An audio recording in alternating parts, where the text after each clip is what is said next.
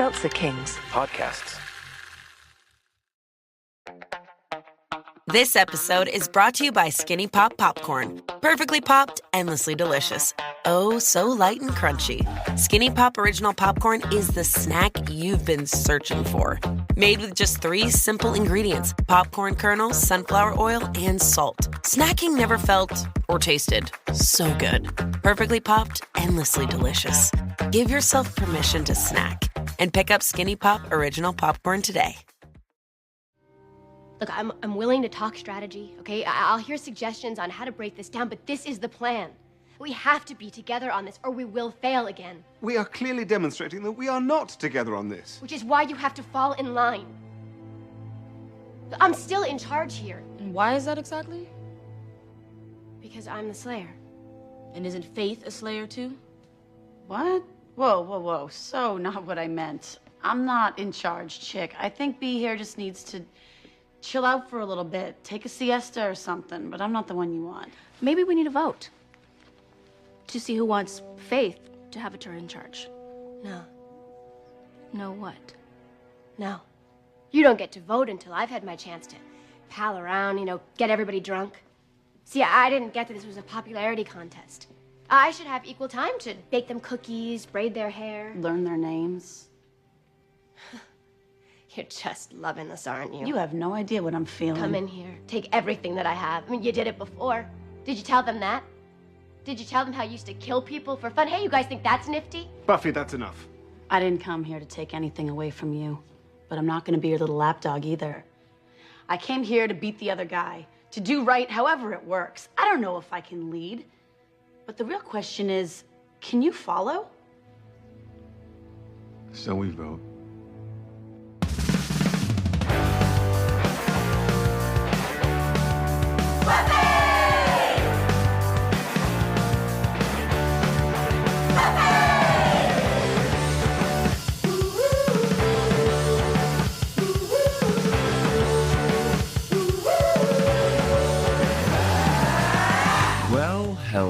Hello once again, everybody. Welcome to another episode of Boys Watching Buffy. We're just 2 boys watching every episode of Buffy the Vampire Slayer for the first time, giving our review, our reactions. We're your hosts. I am Joe Welke. I am Vance. And today we're talking about Season 7, Episode 19, titled Empty Places, directed by James A. Contner, written by Drew Z. Greenberg, original air date April 29th, 2003, to an audience of 3.6 million people. And before we get into the episode, everybody, we got a shout out. Shout out to our main man or woman or they, them, all the way in Canada, AJ Brisson, leaving us a 5-star Apple Podcast rating and review. Thank you so much for your fantastic review. If you want to get a shout out, Apple Podcast 5-star rating and review, Spotify 5-star rating, take a screenshot of it and send it in to us. And, of course, we have a bunch of corrections to get to from our last podcast. Boy, were we off the mark a little bit on the last one. You get to take a victory lap, but it's very short. Yes, I will take that incredibly short victory lap.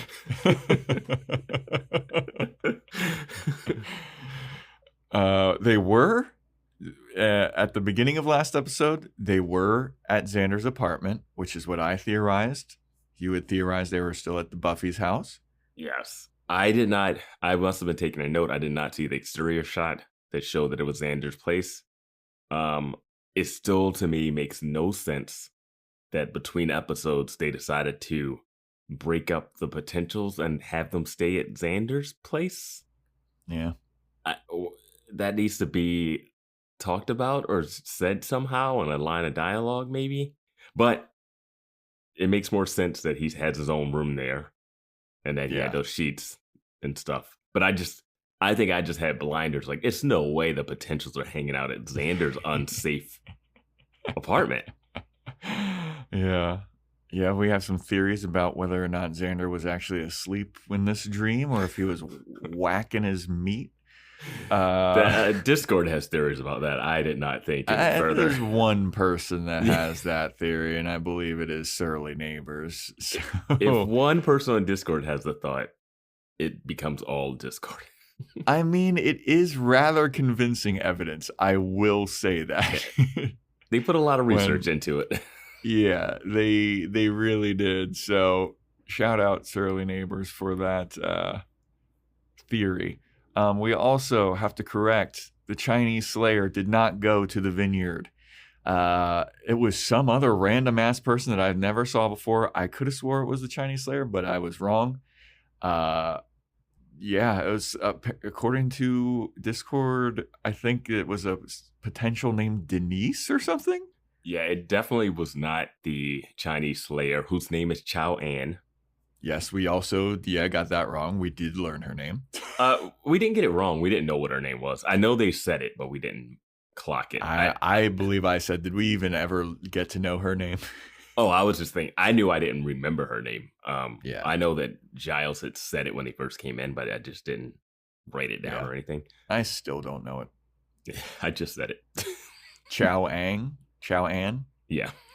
Okay, there we go.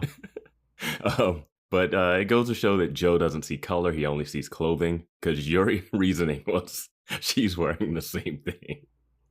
I could have swore that's what the Chinese Slayer was. I was like, I don't know if that was the Chinese one, but it is quick. It's a quick grab and neck snap, and the lighting is a little dark. Also, apparently Molly didn't die. Somebody said that Molly didn't die. The one that got stabbed in the gut. Was that Molly? That's the one I was like, I should know that character's name because they've had close-ups, but I don't know what her name was. I'm pretty sure it's Molly, and she's the one that talks in like the "Oi there, governor, why are we out here slaying" accent. Is she in the hospital at the end? I don't know, but I could have swore that I read on Discord that she's actually not dead, and I was like, really? I don't know. I would have assumed. We'll save that for next week's corrections. Yeah, right. Is there anything else that we fucked up last week? We made fun of Caleb for saying that Xander was the one that sees things. And that's from his talk with Dawn that we really were high on, but obviously don't remember the exact words of. Yeah. Because this is our first watch. It's our first watch and our only watch. Yeah. But yeah, I mean, that was a little bit of a stretch. My thing is still, how does Caleb know about that? Yeah, how did Caleb hear that? But like, that's one that you really need to like. I got the gist of the speech. The gist of the speech isn't like we're seers or whatever. Like the gist of the speech was like, hey, you're still remarkable because you're a normal person without superpowers going into this war. Yeah. Not like I see all and I've seen you. Like I'm sure Xander has said that he saw stuff several times throughout all these seasons. There's a whole group in this TV show called the Watchers. Yet Caleb has not poked out any of their eyes. Yeah, he blew them up. Yeah. Yeah. They got blowed up. That is corrections time with Joe and Vince. Also, this would be a good time to announce that for Boys Watching Movies, we'll be doing The Faculty this month. Yes. Look for that in the next couple weeks. We asked our dear, lovely Discord user, Slitheran. Slitheran's been good to the boys. And we're like, yo, what's a movie that you'd be down for us to do? And we got to The Faculty. So we'll be checking that out. Yeah, it's like the Thing, but in a high school, starring Usher and the Invisible Girl. Usher. And Joshy Hartnett, who's got a movie coming out soon. Yeah, Trap. Yeah. So we've got that. Patreon.com/Boys Watching Buffy, where we're doing Boys Watching Angel, Joe's Fashion Report /Corner, which has taken wild turns recently. Mm-hmm. And of course, Boys Watching Movies. Anything else to announce up top? I think that's everything. Cracking open these energy drinks? Yeah, let's crack these open. Let's do some predictions. And before we do predictions, I do have a couple pre-show random thoughts. All right, I'm going to crack open my C4 watermelon energy thing. Smart Energy, C4 Sparkling Watermelon Burst. I'm doing the Dream Float. The Alani Dream Float. I'm curious to hear what you have to say about the Dream Float, because I love the Dream Float. Vance takes a sip. Yeah, it tastes like an energy drink creamsicle. Yeah. It has a little it's got hint of like ginger or something. Yeah, right? It's got something else in it. It's got something behind it, Oh, this watermelon burst one. You were right, dude. This one's banging. Oh shit. Yeah. That's good, dude. That might be the winner though. Yeah, that one might be the best that we've had on the podcast. That's gonna kick your ass though. Oh, it's yeah? strong. It's strong. I remember last week. But anyway, what are the pre-show thoughts? At first I was gonna ask if we're gonna see Clem again, but that got answered this episode. Mm-hmm. I questioned, have we seen the last of Amy the Rat? Not answered this episode. Yeah. It seems like she should play a bigger role with the amount of episodes left, She might show up in the final battle thing. Guess. And this is a big one. Did Whedon add the Potentials this season as an FU for not being allowed to be alone with Michelle Trachtenberg? Oh, I don't know, man. Because the reason why he wasn't allowed to be alone with Michelle Trachtenberg was because he was mean to her. Mm-hmm. And you think that he brought in a bunch of other girls to be like, I'll show you how mean I can be? Or just like, well, I guess I can't hang out with this one, but I guess I can be around these other ones. I don't know. That's a random, I don't know. Like, he's done some stuff in other series. Here's my weird pre-show thought. Was Caleb always a part of the plan when they were like mapping out this thing? Because another thing that occurred on Discord is, Vance theorized that the reason Nathan Fillion was on this show is because, Firefly had just been wrapped up or whatever. Mm-hmm. And we've kind of got confirmation that that's what he is doing in this show. Mm-hmm. So it made me wonder, like, was that always a part of the plan, or was it like, oh, he's available? Oh, let's just write in something. It seems like from Joe Dean's notes, I believe it's Joe Dean's notes, that they were trying to cast that character. They didn't know who they were going to bring in. And then they just brought in the Firefly crew. But, all right. Yeah, it'd be weird to really turn. Like, you got to plan out your season. You can't just throw that loop unless something crazy happens, like Buffy cuts her hair. Yeah. Yeah, so I think this was in the plans the whole time. It just seems such a late addition to like capping off the series. Yeah, it's what you expect in Angel, not what you expect in Buffy. Yeah. But anyway, all right, shall we get into this? Let's do our predictions. Oh fuck yeah! It's the first thing I have in my notes, and it's the last thing we ever bring up. You said empty places would be a symbolic meaning, missing potentials as empty places. So, no. And I said the potentials leave Buffy's place. Got that? They do that. Not at the end. Yeah. The end is completely the opposite. Yeah. All right. Well, this episode opens up with a recap of who Caleb is, about Faith being back, Principal Wood, who he is, what he wants to do, Caleb killing all the potentials, Xander getting his eye poked out. Or poked in, whatever. Gouged. So we open the episode with Main Street flooded. The population of Sunnydale are leaving in droves. This is the one time out of everything that's happened in Sunnydale that people are like, yo, shit's getting fucked up here. I think we're all gonna leave. And Buffy's walking through the streets, walking through traffic, that one lane that they've made into 2 lanes to get out of here. It is, to me, fundamentally the problem with this season is this whole scene. It's the last season, so you got to treat the thing as big. But the thing that's happening is not bigger than the mayor of the city turning into a giant snake at graduation. Yeah. And the high school blew up. Yep. The whole high school blew up. College started 3 months later. No problem. No one left. Yeah. The whole city was quiet. No one could talk. Everyone was singing and dancing to death. No one left. The bikers came in, Razor and his crew. No one left. Now There was a hell god opening port. A dragon flew out of the sky. No one left. But somehow a kid blew up in school and some girls keep getting mysteriously killed at Buffy's house.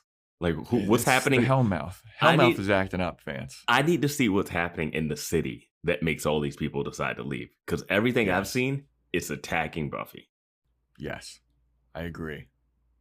Yeah, like you just got to make that work. I'm not buying it. Yeah. Yeah. But Buffy's walking through the streets. She's flabbergasted. She's a little dejected, disheartened, and she walks up to a blood orange colored Volkswagen Beetle. And who's driving this Volkswagen Beetle but our dear boy Clem? Clem is there, and he's like, hey. Buffy's like, you're getting out of town too? And he's like, yeah, man, shit's getting whack out here, dude. Like, everybody's leaving because of the apocalypse, and I'm leaving town because everyone's realizing that this whole first evil thing is too powerful. But yeah, I have faith in you, Buffy. You could totally beat it, but I'm leaving, and everybody else is leaving, and you should probably leave too. But I have faith in you if you're saying, yeah, sure, if you beat it. I mean, when you beat it, I'm out of here. I'm leaving. And Buffy's kind of looking at him like, yeah, I don't even know if I believe that I could beat this thing too. Broad daylight, Clem is in a car, looking the way he looks, driving at a walking pace. Yep. Okay. He's got a skin condition. Yeah, I'm sure that's what you think when you've been... What are you driving away from town for? Because of people like him, right? You can't even fling a cat without hitting something evil, Vance. You would not see this short, cute, blonde woman walking down the street talking to this demon and just be like, all right, whatever. That's just Sunnydale. They've seen so much. There's no way it's a mass exodus. Yeah, I mean, but there is, because, the Hellmouth's acting up again. And they all are leaving from that one street. Yep. So here's the thing, too. Did Buffy catch Faith's raspy voice this episode? It sounds like it. It sounds like she got a cold, too. Yeah. Like, she's talking through, like, a hoarse voice, man. Yeah. Yeah. But Rough week. I'm glad to see that Clem's still doing well and out in the world. He's getting out. Don't need to see him again. Got away. He's like, yep. I'm happy for him. I'm happy for Riley. Get out. So then we go over to the police station where Giles and Willow are getting information from this one police officer. And last episode we were talking about, like, aren't all these people wanted people? Yeah. Because Faith was out and she's a wanted fugitive. She escaped from prison. Mm-hmm. But Willow goes right to the cop station where she was, like, floating and destroying things and, like, harming police officers and freezing them and everything. But she and Giles are there and they're asking this cop for some information about, maybe what Caleb is or who he is. And Giles is telling him that he's an inspector from Interpol. And Willow has some kind of, like, mind control using on the cop.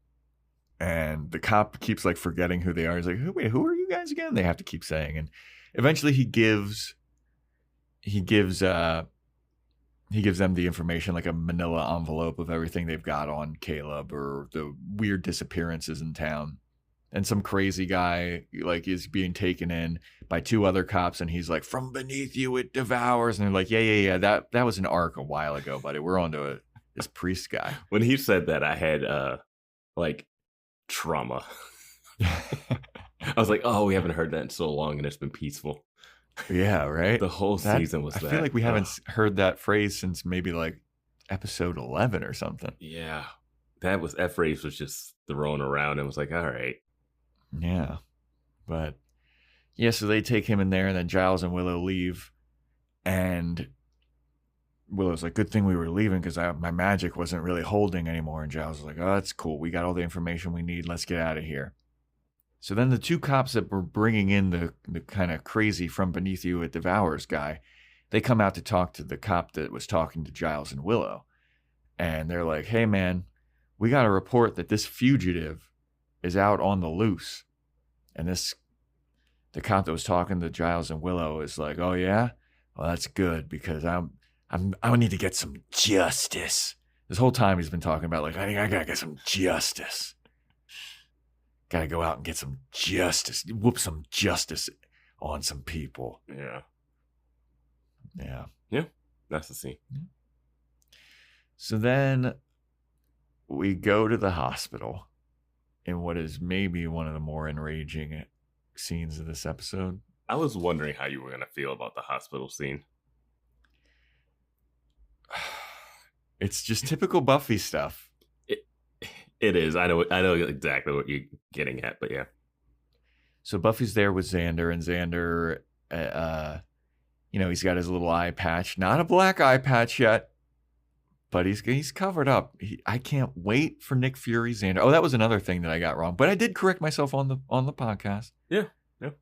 But Buffy's there, and she's telling Xander, and I don't understand why Buffy's the one telling Xander this, but she's like, you're going to feel some bruising around your eye because, you might have been fractured and you got to take these meds every couple of hours, but they might make your stomach upset. Yeah, why is Buffy the one telling him that? Dude, his doctor should be. They didn't want to pay. They didn't want to pay an extra, like a one more person to say this.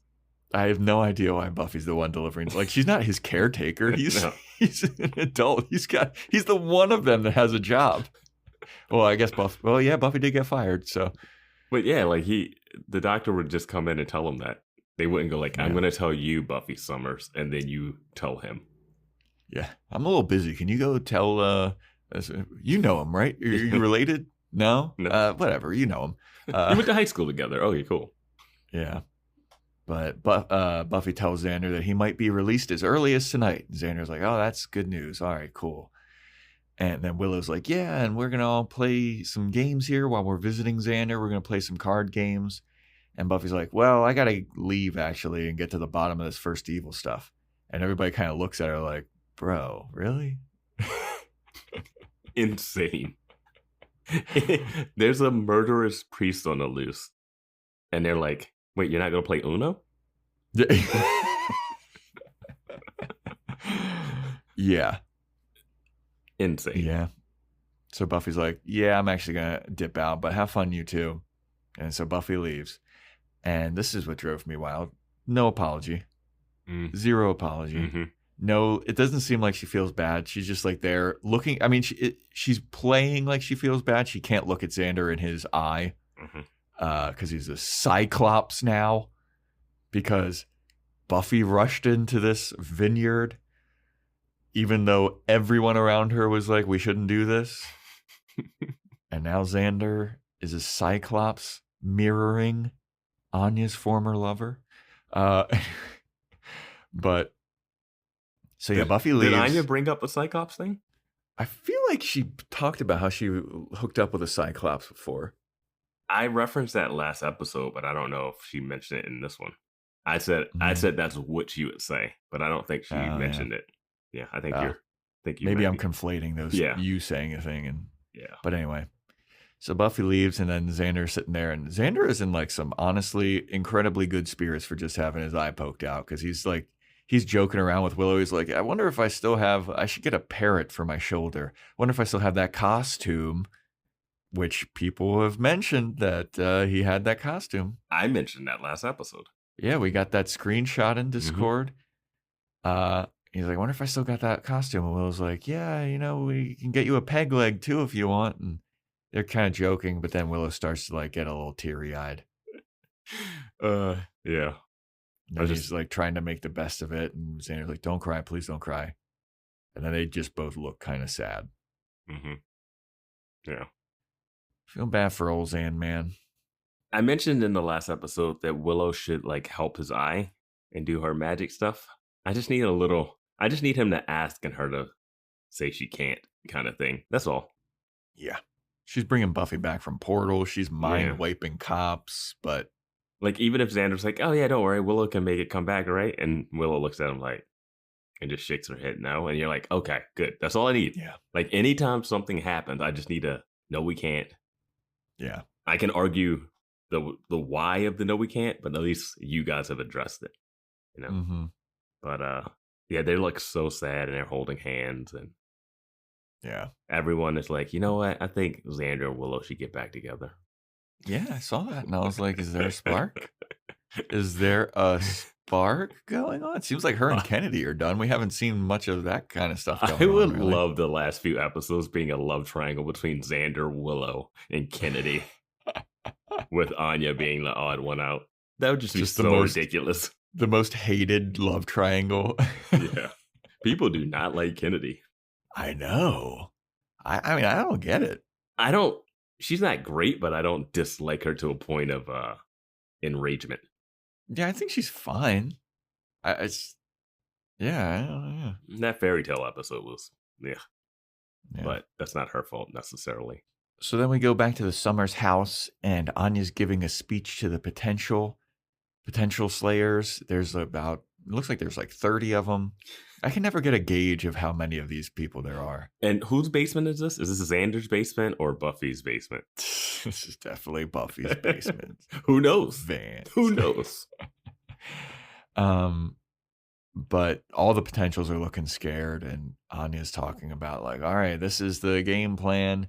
Andrew is there, and he's trying to draw on like a board next to her, and she's talking about how there's a bunch of Uber vamps are probably going to be coming. And it seems hopeless. And I was like, wait, I thought we were done with the Uber vamps. Like, What? Yeah. I thought they closed that seal and like that was done. Yeah. We haven't seen a Turok Han in a long time. Yeah, it is. Closing that seal seemed like it was a big deal. Yeah. And it seems like it doesn't matter now. Yeah. But Rona speaks up, and Rona's like, I don't give a fuck about Uber vamps. I'm more afraid of that priest guy. He's crazy, dude. Like, and then Amanda's like, yeah, man, he beat the shit out of us. He's thumbed out Xander's eye. He killed a couple of us. Like, bro, I don't give a fuck about this. And Kennedy's even like, yeah, man, that was not fun seeing our heroes getting flung across the room. Mm-hmm. And we don't even have superpowers. Because Anya's like, you guys are all super strong, right? And they're all like, no. Well, Anya brings up that they're teaching him like how to kill the Uber vamps. And then they say, oh, you can stake them in the heart, but they have strong sternums. And but you guys are super strong, so it'll be fine. And they're like, we don't have superpowers. And then that just made me think back to Buffy stabbed the Turrican in the chest with her Slayer strength, and it didn't work. Now they're retroactively saying like you can stake them. It just she says something about how they have like a sternum as strong as steel, and like we saw Buffy do that. Yeah, and it didn't work. Like, why are we trying to say it will work now? It seemed like the only method was sunlight or decapitation. Yeah, and that's all you have to do here. Yeah. Like, I don't know why we're going back on that. Like, that's what made it interesting that staking it didn't work. Yeah, but all the potentials are looking real dejected and disheartened, and Anya's like, hey, look, I don't want to be here either. I'd much rather be at my the bedside of my ex-fiance who we broke up, but we just had breakup sex on that cot back there that a bunch of you are sitting on. And then a bunch of them get off. They're like, ugh, gross. Like, that's gross. The place that the vampire was chained up on. Yeah.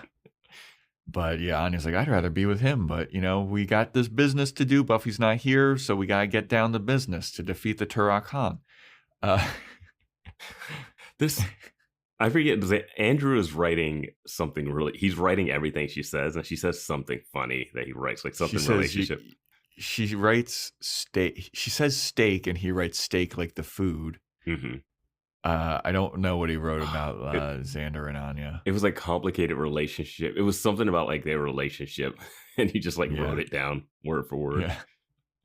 So then we go upstairs, and Faith is sitting on the kitchen island. She's just eating chips because she doesn't want to hear it. And Kennedy comes up. Tito's brand chips. Tito's brand chips. Our boy, he made it big. He's not a plumber anymore. Yeah, he got that chip deal. So Faith is there, and Kennedy's like, mind if I join you? Can I have some of them chips? And Faith is like, you and I, we're kind of similar, aren't we? They do that thing where they look at each other and their heads go the same way. They mirror each other. Yeah. Then Amanda comes up too, and they're like, yeah, I can't listen to Anya's bullshit anymore. And Faith is like, well, whenever I get sick of Anya's stuff, I just tell her that I fucked Xander first. That kind of gets her pissed off. I'm like, yikes, dude. So she doesn't feel bad about that. Nope. She sexually assaulted Xander first, tried to kill him. Yeah. And Anya sexually... Anya tried to kill Xander too. But she also forced herself upon Xander. Those two girls really forced themselves on him. Yeah. Not a lot of options in Sunnydale, I guess. Yeah. But they're all upset. They're sad because no one has information on Caleb. He's the real threat. Why don't we have any information on Caleb? And Faith is like, yeah, dude, that guy whooped our asses. I don't know what to tell you, but yeah, that guy's a threat. And just as they're talking about this, Buffy comes back.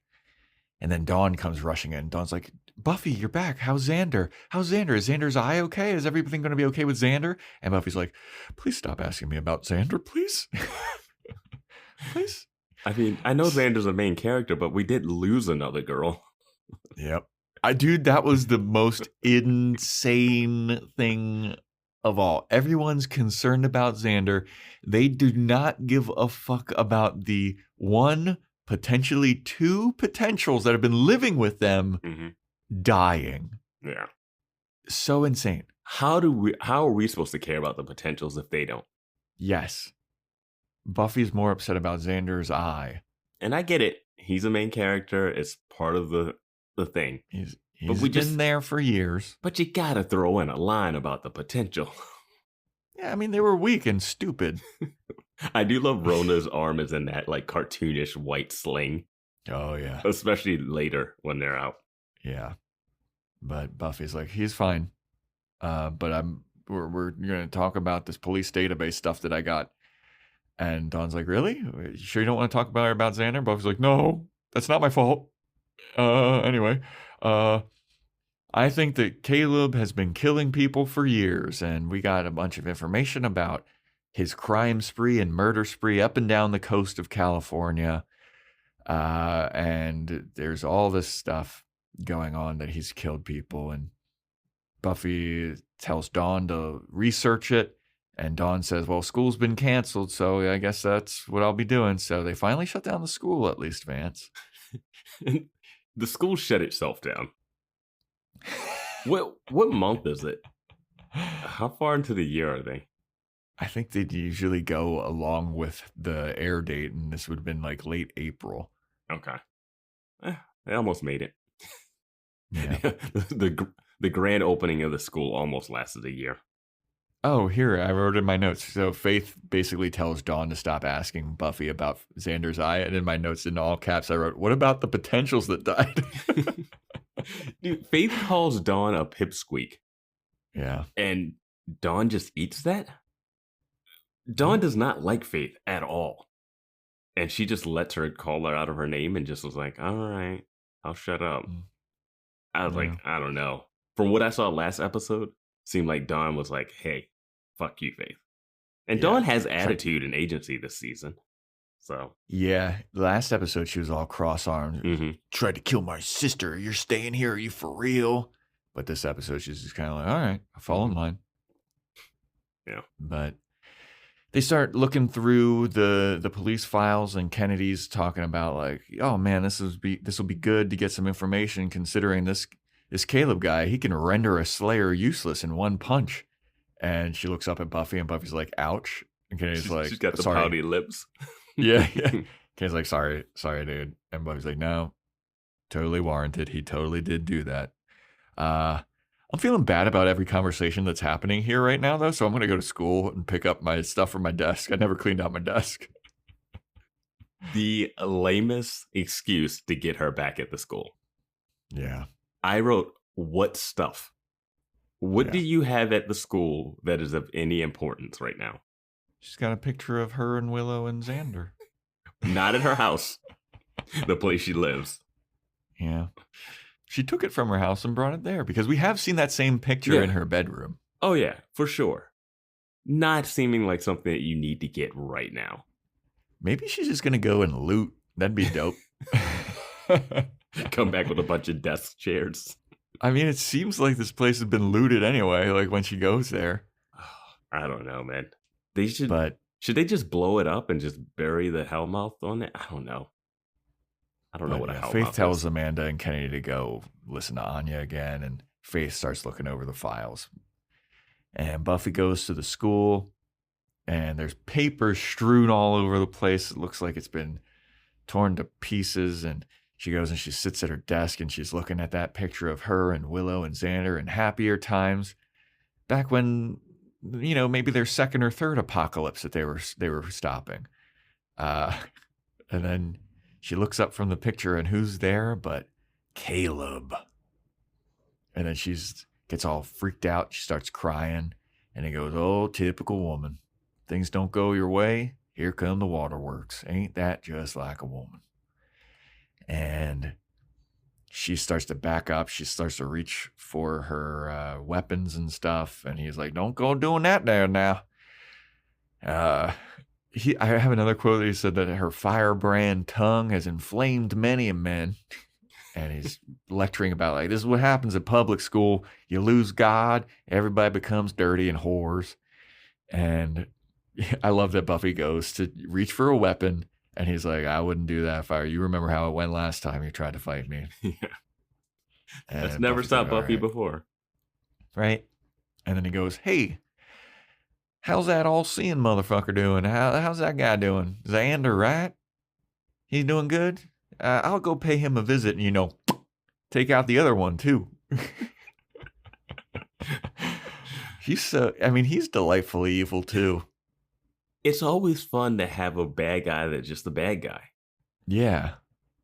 Like, and he also has a little bit of the mayor's quality of just like being folksy and very evil. Like the mayor was so evil, but was like talking such a gentle way.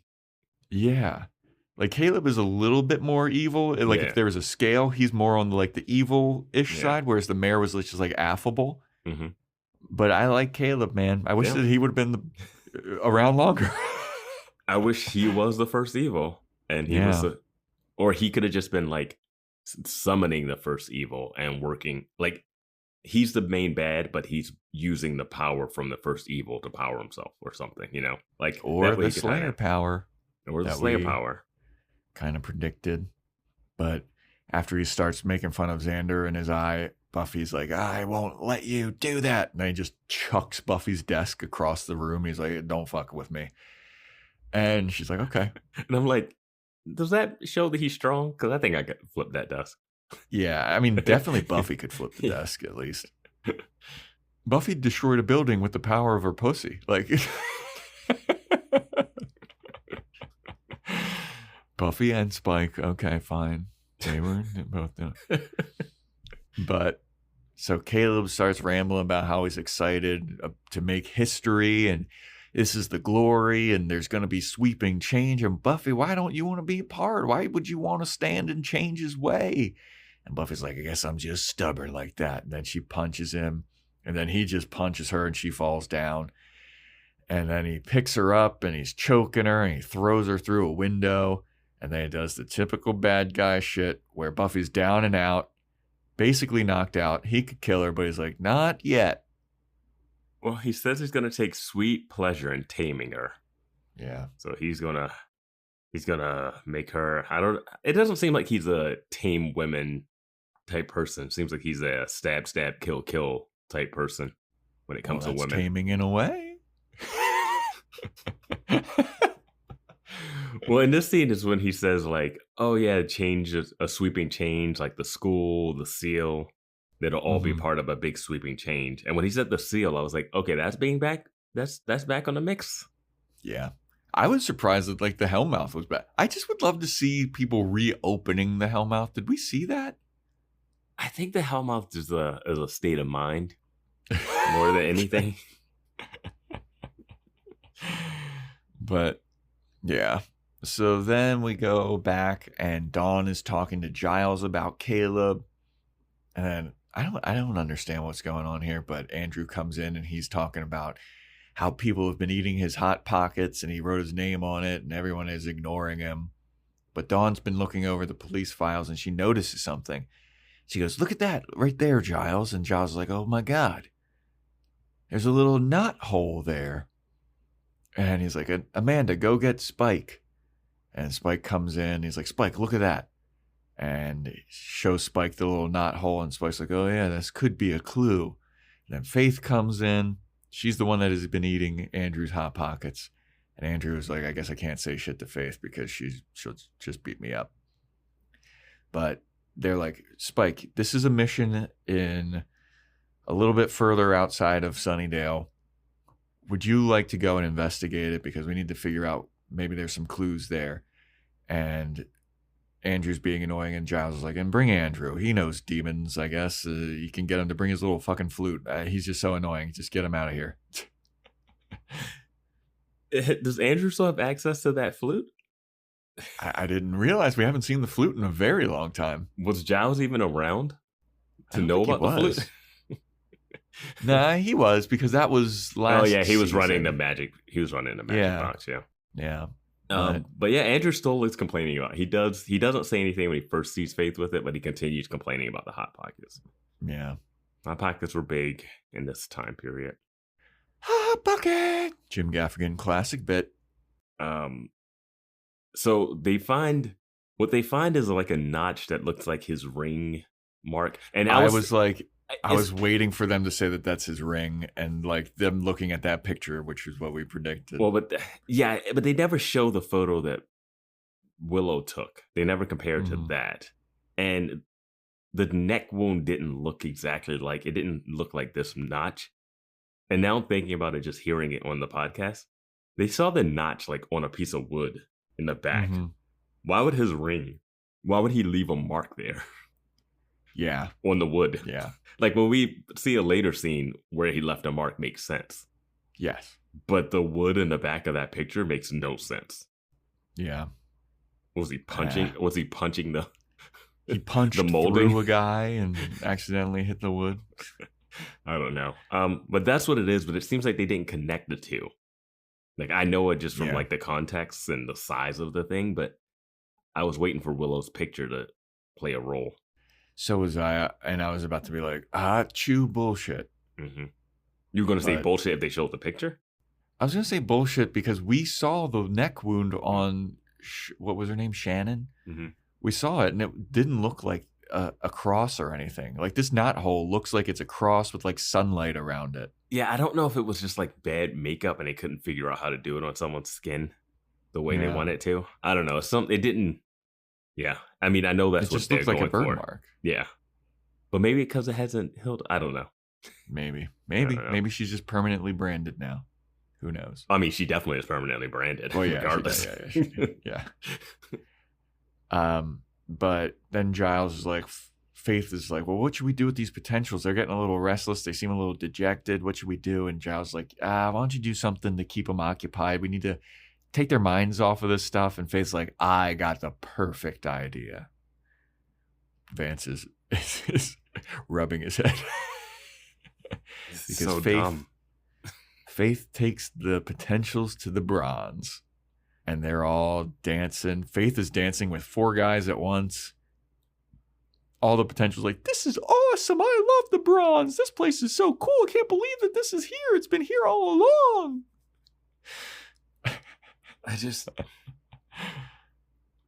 One of them just died. Yeah. Like, and the bronze is like ground zero. I think the Hellmouth is actually under the bronze, if I'm being honest with you. Also, we just saw everyone leaving town. Mm-hmm. The bronze does not close. They have a line. They mention how weird it is that a band is still playing during all of this. And this place is bumping. Like, Yeah. full on. Like, this is the Bronze. I don't even know what day it is of the week. I'm pretty sure that the band that's playing there is Bowling for Soup too. I want to look that up. Hold on a second. Yeah, let's talk for a bit. I was figuring that band was something, but I didn't look it up. But it is crazy that Giles agreed to have Faith take all the Potentials to the Bronze, a place where they are not safe. The killer priest is still on the loose. Why would they take them to a place that so many people have been attacked and fought? I don't think the percentage of times they go to the Bronze and have fun versus the time they go to the Bronze and have to fight is at least 80-20 fighting. Right? So the band that's playing at the Bronze is not Bowling for Soup. It is Nerf Herder, the band that performs the show's theme song. There we go. So there we go. So Nerf Herder. But I mean, yeah, why would you go to the Bronze, dude? Like, that's just a bad idea. Like, I know that Faith is supposed to be like the reckless one, but like, this is crazy, dude. Giles allows it. Yeah. It's dumb. It's dumb. But the Potentials and Faith, they all look like they're having a good time. I would be terrified. There's no way I would be in this place and being able to loosen up. Well, you know what also is nuts is Dawn is there with them. And she got dressed up. Yeah, oh yeah, she blew her hair out, dude. Like, Yeah, she got a blowout. She got she's- makeup on and everything, man. She's in a red dress. Yeah. She was the captive of sweets at the Bronze. And she has all the fake memories of the Bronze being the most dangerous place in the world. She still kept going there. You know, she would always go there. Jesus Christ, dude. Yeah. It's just, I don't know. I feel like there's a way to get them to the Bronze. This way seems weird. Yeah. Like, maybe they're out patrolling or something, and then they're like, oh, well, fuck it. Let's kill some time at the Bronze until something, you know? Yeah, or Faith could be like, you know where I used to slay a bunch of vampires, cut to Yeah. the Bronze. It's got to be something. This is just weird. They're all like sad because they should be, because last night sucked. Yeah. How do I change it? How do I make them feel better? Maybe they should just live in the fact that one of them died and one has her arm in a sling. Yeah. Like, I don't know how many days have passed, but not enough. Yeah. But Buffy comes home to an empty house. She's like, where is everybody? The only person that's there is Giles. But Giles is like, Buffy, have you been hurt? And Buffy's like, yeah, I ran into Caleb at school. He beat the shit out of me again. Nothing I can't come back from. Anyway, how are them police files? Giles is like, actually, the police files have been pretty damn helpful. We found out that there was some evidence that Caleb may have been going up and down the coast of California and going to all these missions and like going on murder sprees. So I sent Spike there to look into it.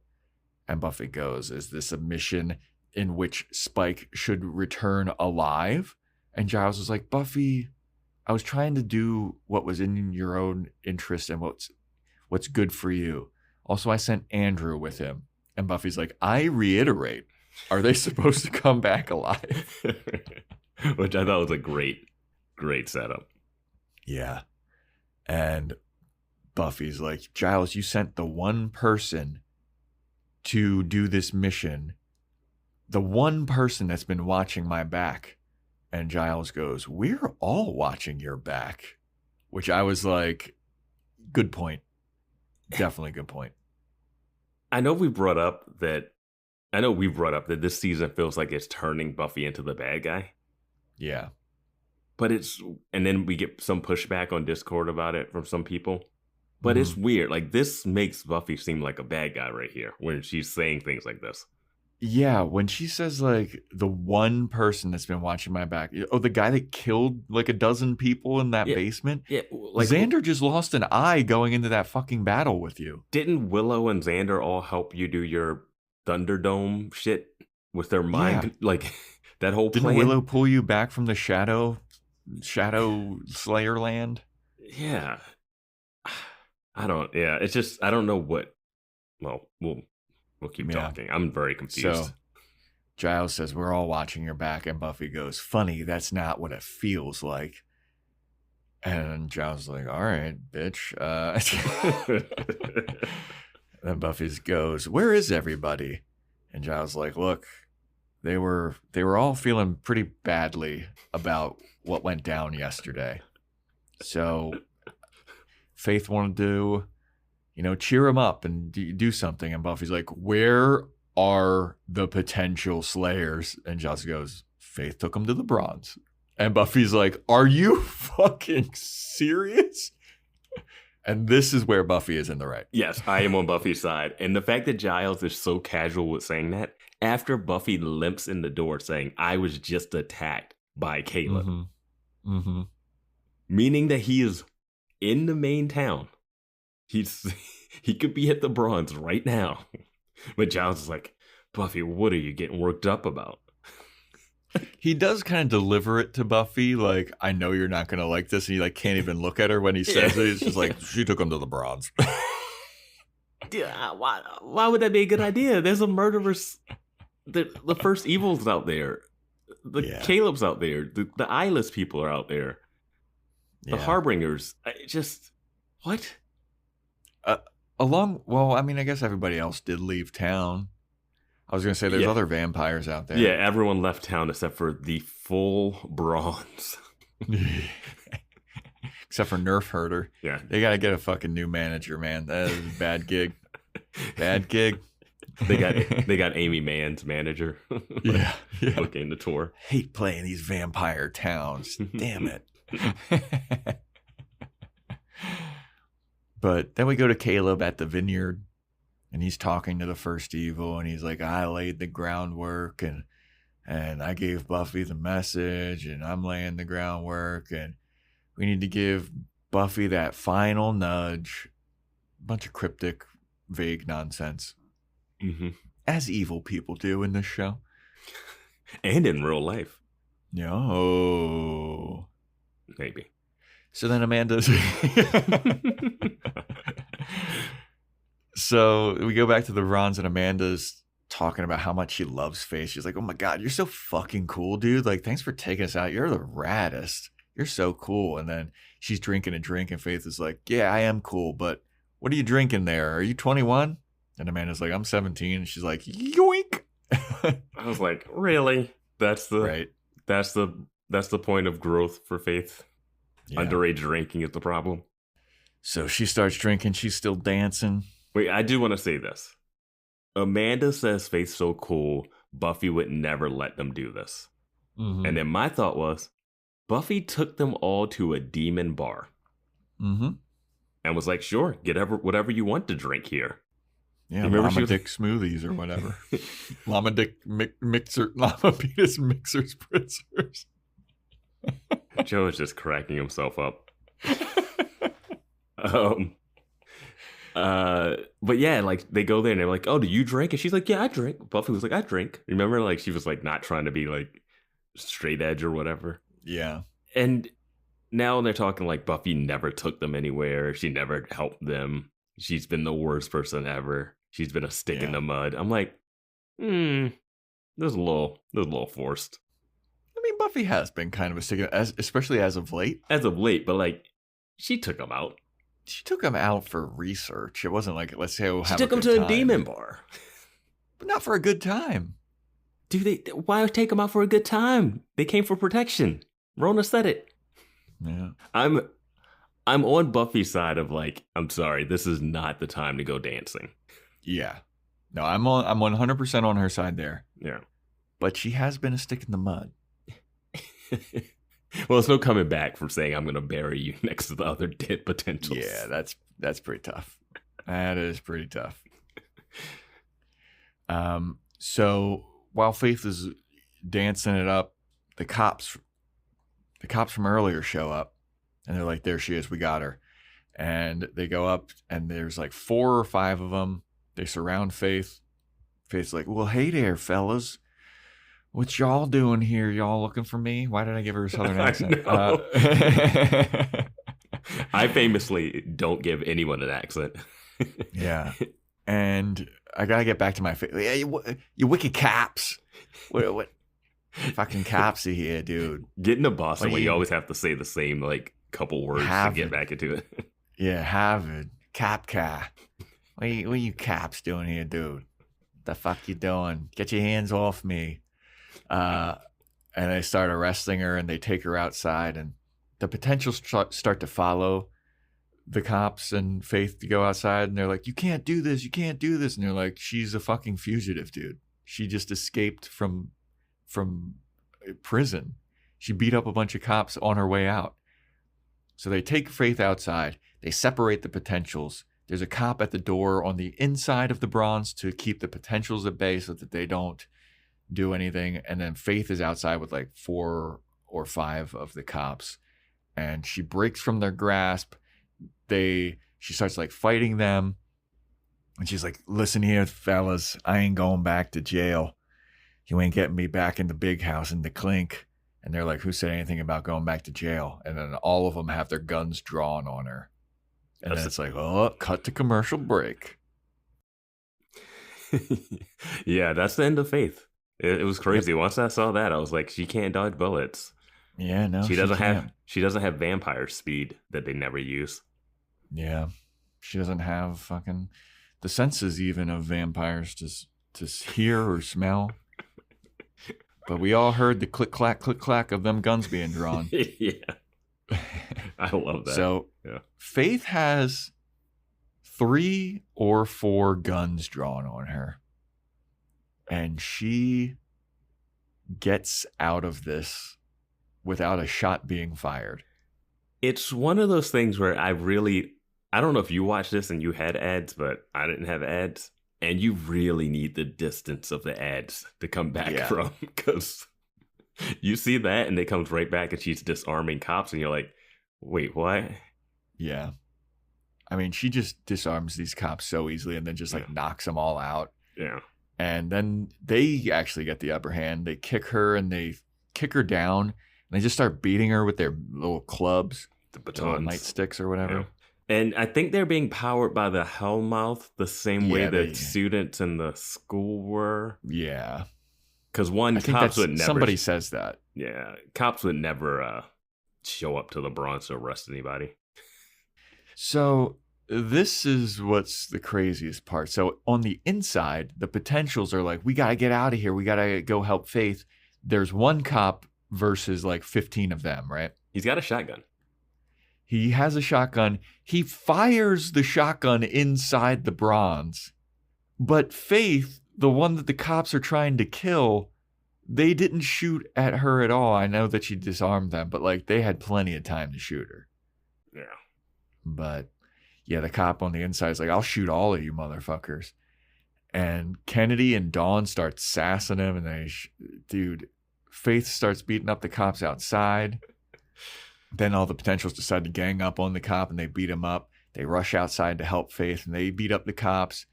And yeah, this is where they talk about how like the Hellmouth must have gotten to the cops. Yeah, it's like a line that's just kind of thrown in there, isn't it? Like you just kind of hear it said. It's probably like 80 yard as like either whip panning across. I'm just saying they have to just do that to fill in the gaps of some stuff.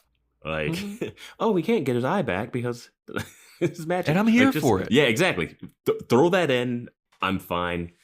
I do think I'd rather see the cops just be cops because instead of them being controlled by the Hellmouth, because I was very curious how Faith would deal with the cops if they were just genuinely trying to arrest her from a warrant.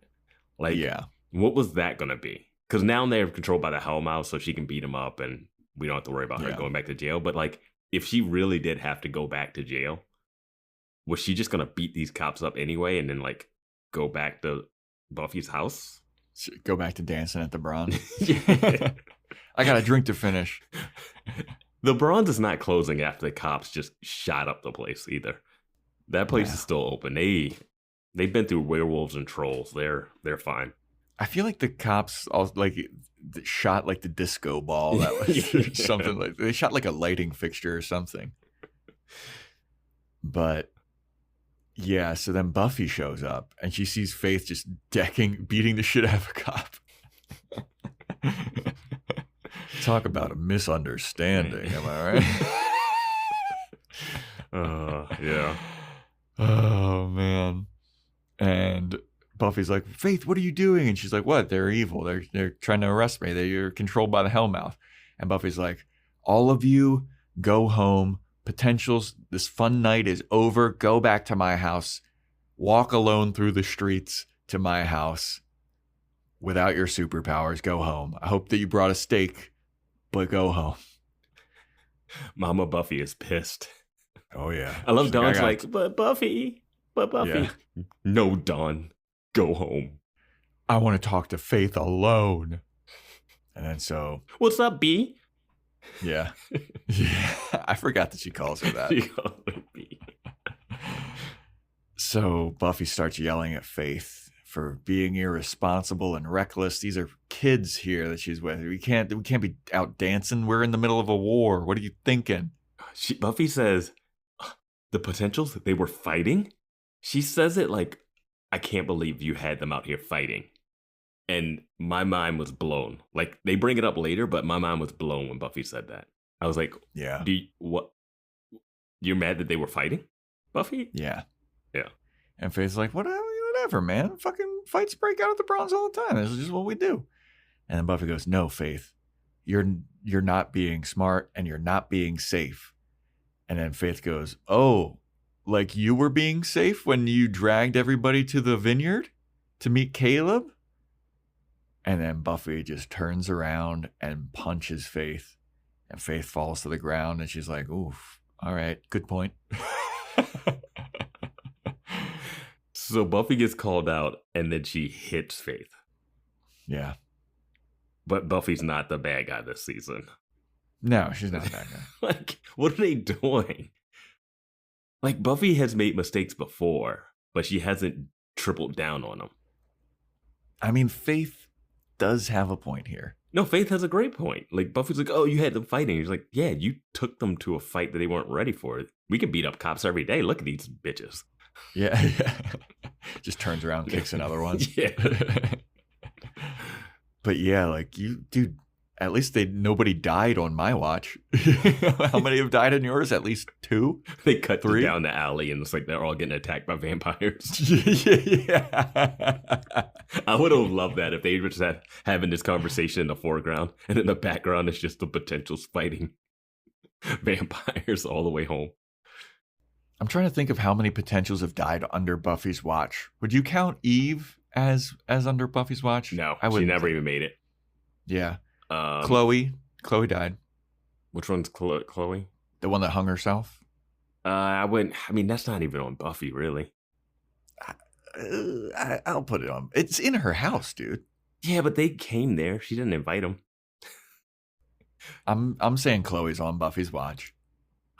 Annabelle was on Buffy's watch. And what, is Annabelle the one that ran away by herself? Yeah. No, that doesn't. That's not putting that on Buffy. I'm not putting that on Buffy that she couldn't. Look, I'm not if I'm Faith though, this is what I'm saying to Buffy. I'll put, look at all these people that died. I'll put everything at the vineyard on her. Okay. I won't put the girl that hung herself because that's more on Kennedy than anything. So 1 or 2 and Xander's eye have died on Buffy's watch. Yeah. I'm putting Chloe under there too, dude. I'm putting Chloe there. It happened there, but it wasn't like her decision led to it. It's like not under her watch. But it's not her decision. Like, it wasn't because of something she did. But it's under her watch. All right, if you want to play a semantics game, it's fine. I don't think that's not, any. Yeah, I'm with you. It wasn't Buffy's decision. No, I'm saying you can say under her watch, but I'm just don't. That doesn't add any added effect. Faith's statement doesn't bother me when it's talking about those 2 people. Let's say that you were babysitting a kid, and then you turn your back and the kid runs into traffic. Mm-hmm. That's under your watch. Sure, you didn't decide to have the kid go into traffic. I'm saying you're technically right on the under your watch by that definition of under your watch. I'm just saying I'm not putting that on Buffy in this situation. I'm giving her 3. I'm not saying her decision making had led to those deaths. Yeah. But yeah, this is a good scene. I liked Faith calling Buffy out. Thought it was pretty poignant and warranted. Everybody's been calling her out this whole episode. Yeah. Yeah. So then we They have called a our little last scene. episode. Yeah. So then we have a little scene of Spike and Andrew driving to this mission. They're on Spike's motorcycle. Andrew's got his little LA Rams helmet on. Looking exactly like Dawn. Yeah. And they're talking about food and how Andrew wants to stop for snacks, and they bond over their love of blooming onions. Mm-hmm. And Spike's like, if you tell anyone how much I love this shit, I'll fucking bite you. And Andrew's like, okay. This show has to end with them at Outback Steakhouse. Oh my God, yeah. Just the Avengers Swamra ending. Yeah. Dude, blooming onions are good for about 5 seconds. You need to share those with like 10 people. Yeah. That's a minimum 4-person thing. Each person gets a quarter of it. But then even then, you'll feel sick. Those are calorie bombs, dude. Yeah, it's nuts. It's crazy because you're just eating an onion and as you know, fry water. Fry water. I'm surprised Spike didn't mention that when he's talking about it. He tells them how they make it, yeah. They soak it in cold fry water first, and then... I love that I'm a Slayer or Ask Me How or whatever on Discord's like going through, and they just got to that episode. Yeah. Just reliving that. We have lunacy. We have a Discord user who is going to hear this eventually, soon enough. But they're binging their way through the series to try to catch up by the end. Yeah, and they're on season 6 shout out right now. You're a braver person than I. I feel for your mental state when you get to the end of this. Yeah, will it all be worth it? I don't know. I will say this. I don't know if people like our season ending episodes as much. They listen. Yeah. But I don't know if we've done the justice that people expect. Yeah. But anyway. So Principal Wood shows up to Buffy's house and Faith is outside smoking. And he's like, did the meeting start yet? And Faith's like, no, we're still waiting on some people. And he's like, oh, you must be Faith. She's like, you must be Principal Wood. And she explains she's got like this little bruise on her face from when Buffy punched her. And Principal Wood's like, well, why didn't you fight back against Buffy? And Faith is like, I'm a changed woman. And Principal Wood is like, I don't think that you're worried about Buffy, actually. I think that you're worried about where she's going because she's making some rash decisions.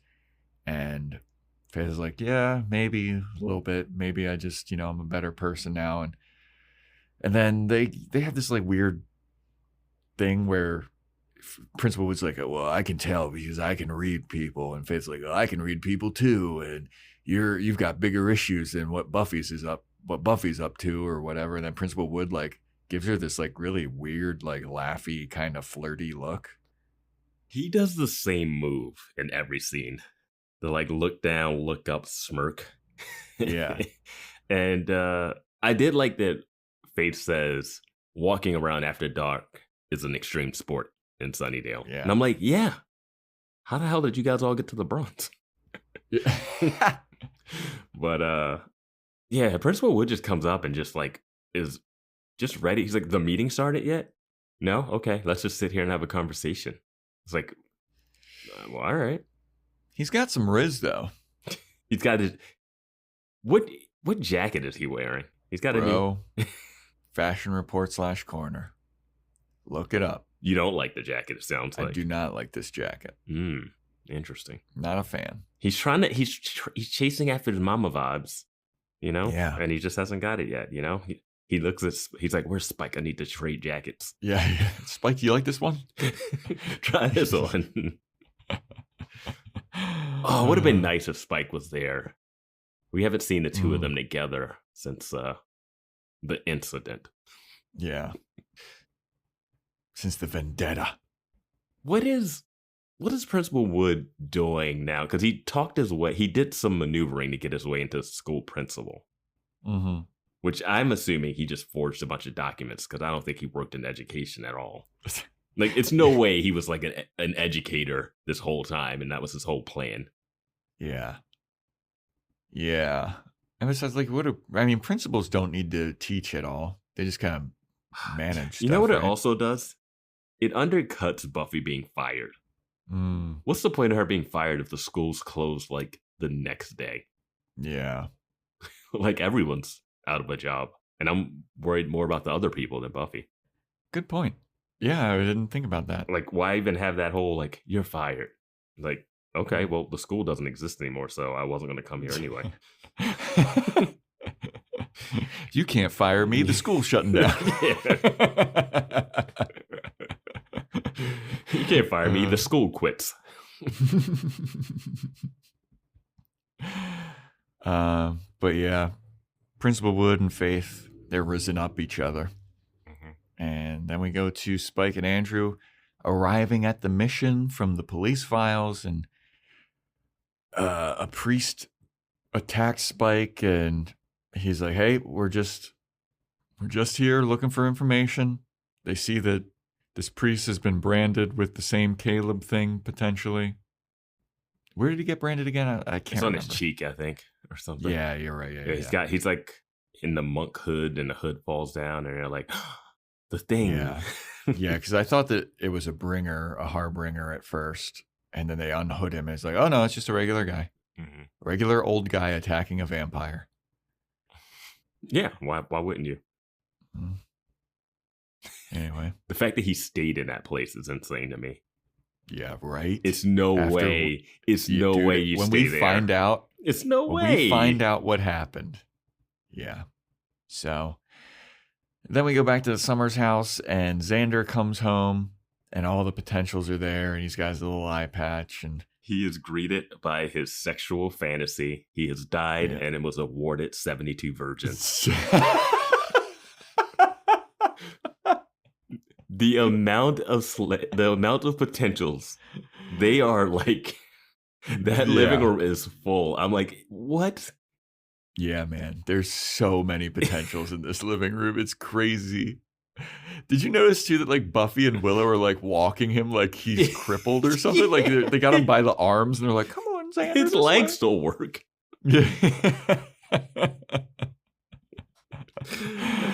He's like, "Is this all for me?" Take your pick, Xander. So he comes home and Dawn's like, or Kennedy or somebody's like, sorry, this was supposed to be a big surprise party. There's not enough decorations, but like, we're happy. And then Xander goes, I'm happy it's not a party, because whenever there's a party here, it means I have to rebuild something. Yeah. Now, here's my question. Is this the same night? I think so, because Buffy earlier this episode says something about, yeah. So they say, sorry, we didn't plan anything for this. The same night that they left and went to the Bronze. Because Dawn is still in her red dress when she goes up to hug him. So they went to the Bronze knowing that Xander was coming back that night. They didn't decide to just do a little house party situation for him. They decided, oh, let's just go out and party at the Bronze. And then couldn't have Willow whip up a batch of magic cookies. And then they show back up and they're just all waiting for Xander. What happens if Buffy doesn't show up at the Bronze? He comes home and no one's there. Yeah. I don't know, man. This is one that I'm just like, well, whatever. Sure. Yeah. But, so Xander goes and he sits down and Buffy's like, all right, I'm glad that everybody's here because I got some good news. Found something out. That place that we went to, the wine cellar, I found something out about it, I think. And guess what? We're all going back in. I never watched Lost, but I always remember the commercial that had the main guy being like, we got to go back, Kate. We got to go back or something. Yeah, I remember that commercial. I always think of that when someone says we have to go back in. We got to go back. So then we go back to the mission, and Spike is like kind of probing the priest for information, and Andrew's trying to play the bad cop. Can't is a 4-letter word or something. Yeah, it's very funny. Mm-hmm. But Spike is like, look, dude, we're on your side. We don't like that Caleb guy. And then the priest is like, well, let me show you the information. Let me give you a little info. Did you notice that the priest has a giant crucifix on his neck that does nothing? Dude, when absolutely nothing. When they go in and Andrew's like, I never really liked these places, and Spike's like, me neither. Like, the crucifixes don't do shit. But yeah. it used to be you could hold it up and they would be like kind of warded off. Yeah, they'd be like, I don't want to deal with this. I'll leave. Yeah. Spike is so close to this giant crucifix that's hanging off this guy's neck. Yeah. But the priest is like, let me show you what Father Caleb found in this mission. He found the secret entrance and he pulls a lever out of a statue and he goes into the back. And he's like, he saw this and there's this ancient inscription. And Caleb read it. And when he read it, he didn't like what it said. And then he killed everybody. And I hid. And he killed everyone in this mission. And I just had to listen to all of my colleagues die. And then I stayed here. And then I was just chilling here for a little bit. I don't know how much time has passed, so maybe it makes sense. But did he eat all the people that he killed? Like, where are the bodies? No idea. But like, also, I love that his plan was like, if Caleb came back, he was just gonna hide and like jump on him. Yeah. This guy he hid from, and then he's like, you know what? I got my confidence now. Yeah. Yeah. So Spike goes up to the ancient inscription, and Andrew's like, what's it say? And Spike reads it, and it says, "It is not for thee, it is for her alone to wield." A misogynist worst nightmare. Right. Something that a man can't have and a woman a whore. We got to find a way to have babies ourselves so that we can take all their power from them. Yeah. He's just Asexual reproduction. He's just watching the movie Junior over and over again. Arnold had the right idea. So then we go back to the Summers house where Buffy is giving her speech. And this is where the big drama starts coming into play. I want to preface this by saying I like the structure of this scene. I think it's well executed. Yes. That being said. Is that it? That's all I want to say. I mean, it's a very well executed, well crafted scene. Very shot well. It's a lot of people talking. It's all, the blocking is all done well. I thought it was interesting. Yeah. So the content of it might be something. I was going to say, you just know that the speech is going to be picked apart when you start complimenting the cinematography.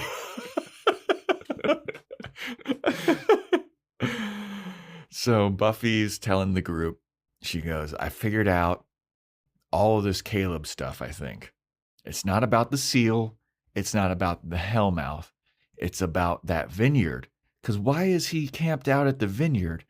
I think that he must be protecting something at the vineyard. And I think it's where he gets all of his power from. So we need to go there and we need to take it away.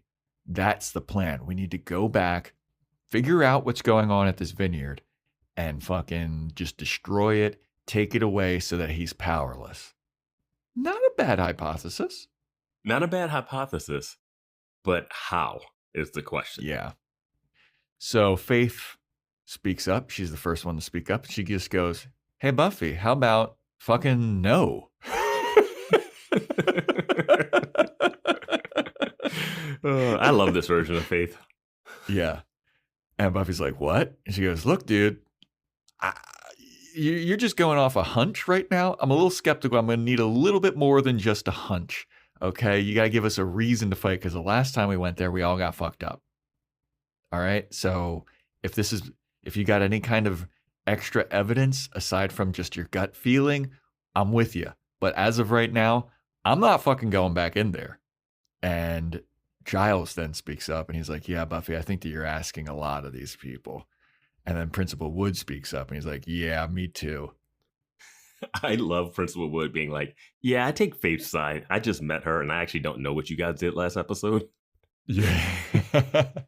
And Buffy looks so butthurt that Principal Wood. But she's a slayer like my mom. She reminds me of my mom too. So, dude, and he's like so creepily like standing behind her like, yeah, me and Faith are fucking now. Like we're the leather babies. Like what? She didn't tell me it was about the mission or that she would let a vampire kill me. So I think I like this slayer. Yeah. So then Buffy goes, I can't fucking believe this. You're all turning your backs on me for 7 years. You've trusted me and now you don't? And then Giles goes, Didn't you just earlier today say that you couldn't trust us? And I was like, damn good point there, Josh. Yeah. And when Buffy says, oh, we got to go back, Giles says, windmills.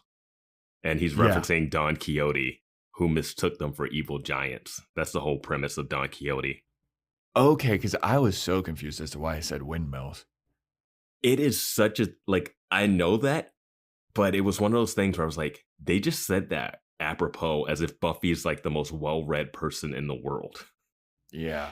Dude, Vance, thank God that you read stuff because that just went way over my head. I know that just from like Man of La Mancha, and a kid in college was actually doing he never finished the film, but he was making a movie that was kind of like Don Quixote, but it was a kid thinking that high rises in New York were like the monsters. It was like a kind of adaptation like that. And I was like, that's so cool.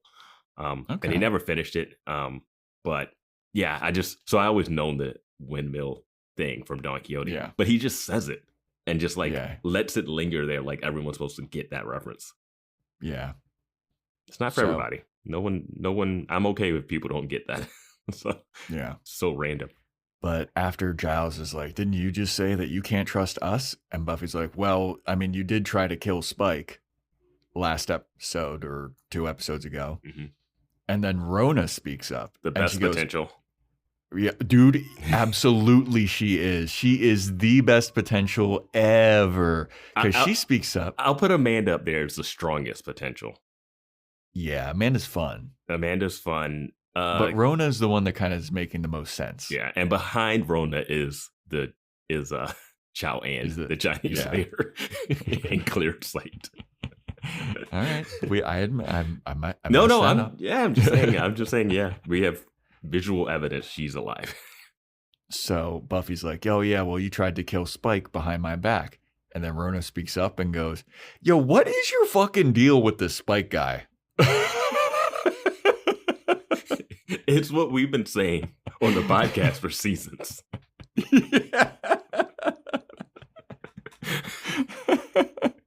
Y'all fucking what?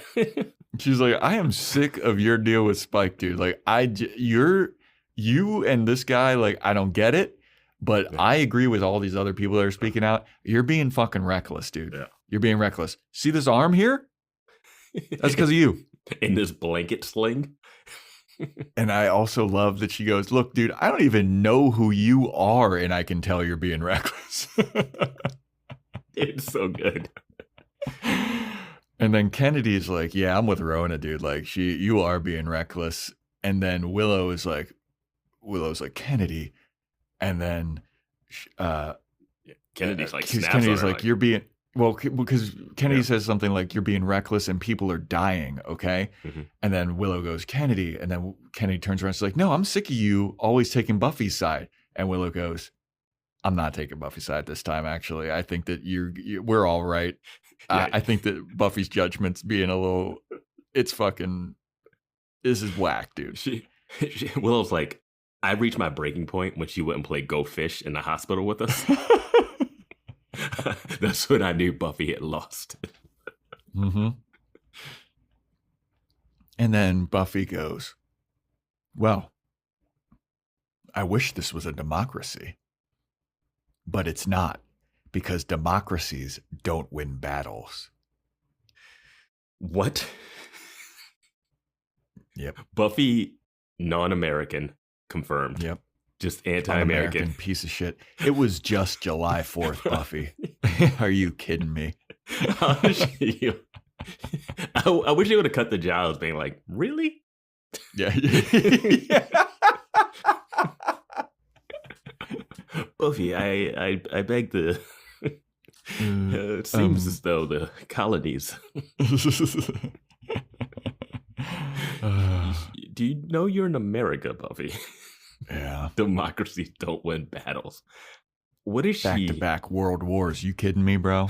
Or back-to-back champs. Or they could cut to Principal Wood being like, we've really got to fix the history program at that school. She doesn't know Don Quixote. She doesn't get she doesn't know that the U.S. is a democracy. I wish this was a democracy, but democracies don't win battles. You all need somebody to lead you. It's like, And Buffy, then- did we beat up Adam by all joining forces together? Yep. Oh man. Yep. This is where I'm getting like, what are they trying to make Buffy out to be? Yeah, dude, because Buffy also is, every season it's like the power of friendship Yeah. and like her relying on her friends. Like Buffy doesn't bark orders at everybody all the time. Yeah, now in this season it's like my way or the highway. But I will say that she is like enacting what Giles was telling her, like, oh, you need to act like a general, which is like, I guess what she's going for. And then Giles is like not on board with it now. she's also like, I don't need any lessons from you, Giles, but I'm gonna do the lesson that you taught me. Like, Yeah. so Yeah. I don't know what they're trying to make Buffy out to be this season. Yeah. But she says, you all need somebody to lead you. And Anya speaks up. And Anya goes, and that automatically means it's you? And Buffy's like, what? And she's like, yeah, why are you the fucking one in charge? And Buffy goes, I'm the chosen one. I'm the Slayer. And Anya's like, so you do think you're better than all of us? Yeah. Anya turns into like a mean girl right here or something. Yeah. This is so. Yeah, I mean, she has a point with what she's saying, but it comes across real jealousy. Yeah, so she's like, you do think that you're better than all of us, but we don't know if you actually are. And Buffy's like, what? And Anya's like, so what did you do to get these Slayer powers? Did you earn them or were you just given them? Like you were just like plucked out of nothingness and given these powers. You didn't have to do anything to earn them. They were just handed to you. That doesn't make you stronger than us or more deserving. It makes you luckier than us. And I was like, damn, dude. It is just so strange to have the show turn into shit on Buffy hour. Yeah, just roast hour. I mean, Buffy did have that roast hour where she was roasting all the potentials and Spike and everything. Yeah. And even Anya. And I thought that was weird too. Yeah. But then they lean really heavily into this seeing metaphor with Xander. So Xander's sitting down and he's like, Buffy, I'm sorry, but I agree. I see that you're trying to make a point, but I just don't see it. It must be a little bit to my left out of my periphery because I don't have a fucking left eye anymore because of you. I just don't get your point. I don't get your plan, dude. Yeah. And Buffy's just sitting around looking with her like pouty face the whole time. And Buffy's like, I can't believe this. Guys, in order to defeat the first evil, we need to all be together on this. And then Giles goes, well, it's quite obvious that we are not all together. And I was like, damn, Giles. She should be like, Giles, bro. Just take your ass back over to England. You can't just show up at the end of this show when you want. And yeah, man, I was like, damn, Giles is going off, man. Yeah, it is. It's something. Yeah. So then Buffy goes like, well, this isn't a democracy. You all need to just fall in line. I'm still in charge here. And Rona goes, and why is that? Because you're the Slayer, right? Isn't Faith a Slayer? Why isn't she in charge? And I was like, oh boy, here we go. This is bad ideas. Okay, we were on to something a little bit, but now we're going off the rails here. She's so cool. She took us to the Bronx. We beat up some cops. We like her. And even Faith is like, whoa. That was all for shitting on Buffy, but put me in charge? I don't know about that. Yeah. I think that's a wicked bad idea, dude. Yeah. I haven't done my Thunderdome yet. I haven't proven myself. Yeah. Yeah. She's like, look, I don't think that I should be in charge. I just think that Buffy, we need to reassess where we're going here. And then everyone's like, let's take a vote. And Principal Wood's like, yeah, I think we should vote. We all should vote. Everybody should vote. And just like handing out ballots. And then Buffy goes, no, there is no vote. And Faith is like, look, I don't want to be in charge, Buffy. I just want you to chill. And then Buffy's like, you fucking Faith. Are you happy? You're doing this all over again. You come in here, you blow into town, and you take everything from me. You take everything from me. Okay, yeah. I mean, that's sure, I guess. Yeah. And then Faith goes, look, I'm not trying to take shit from you. I'm not trying to be in charge. I'm not trying to take anything from you, but I'm not going to be your lapdog. Mm-hmm. And I don't even know if I'm qualified to lead. You're but not. here's a question. Yeah, you're not, as we've already saw earlier. No, I'm saying Faith 5 minutes ago. I'm saying Faith isn't qualified to lead either. No, she's not. But As we saw 5 minutes ago when yeah. she took the potentials to the bras. Yeah. And Giles shouldn't be in charge anymore either. Yeah. But Faith's like, look, I don't know if I can lead, but Buffy, can you follow? And Buffy looks like, and then Principal Wood goes, so we vote. And they were like, who are you? Why do you have a Spike say? speaks up again. Why is the principal here? All the other potentials, like, I wish I was in school. Yeah. Like, and the Chinese Slayer is just like, I don't understand any of this.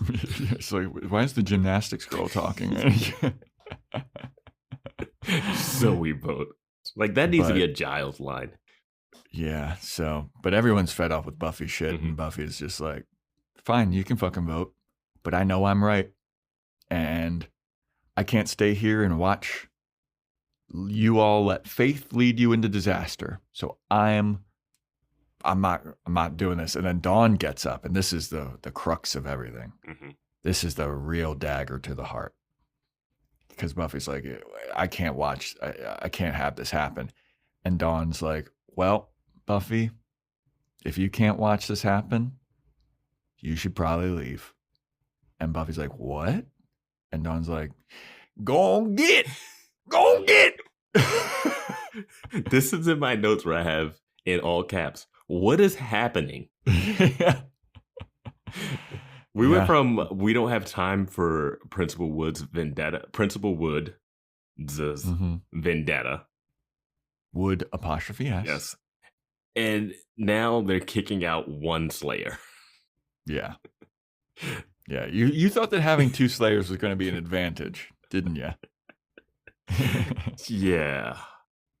But yeah, then Dawn's just like, look, if you can't be a part of it, then you're not. See ya. You have to leave.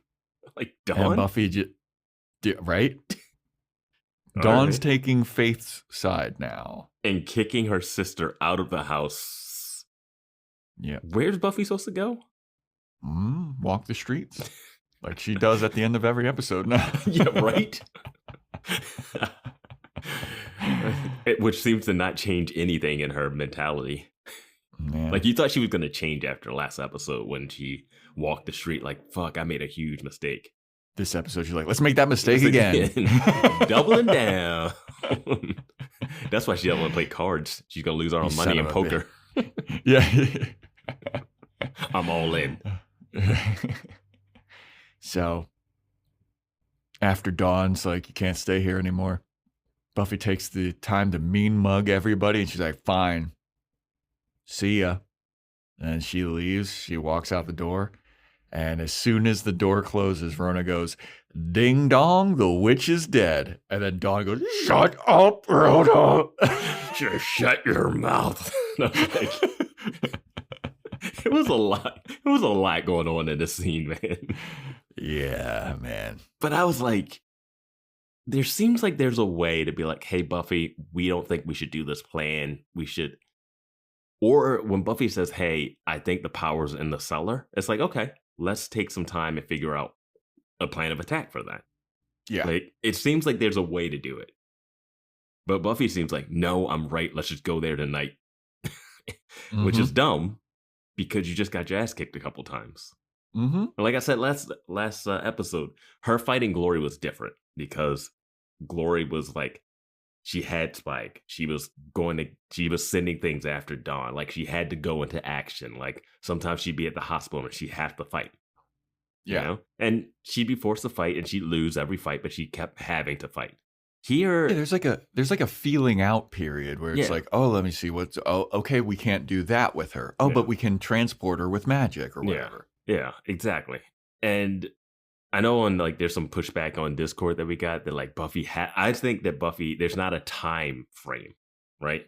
That like, oh, the first evil will do this at this time and we have to stop it. And on Discord, there's some pushback being like, well, you can't just sit around and wait for it to happen, right? Mm-hmm. But not waiting for it to happen versus jumping in too soon. Like, you just came up with this theory. Do a little research. Wait for Spike and Andrew to get back. Like, you have things in motion. She's been banging on about how Spike is the most powerful weapon, and he's not there for this. Yeah. And she's like, let's go back. I mean, maybe she was going to wait for him to get back to go back, but that's what I don't know. Yeah. It doesn't seem like she's willing to be like, hey, let's research this for a bit. Because that's what they always did every season. And I knew this episode would be like, oh, now we're going to research Caleb. And I'm like, they could have done that last episode. Yeah. Because she's like, let's go back. Xander's like, I just sat down. Yeah. Remember how you were like carrying me into the house? Maybe give me a fucking day. They were just at the Bronze dancing and beating up cops. Let me get my black eye patch that Joe has been wishing for seasons. Do you count the Halloween costume as an eye patch? I do not. That's a Halloween costume. This is a necessary eye patch. Okay.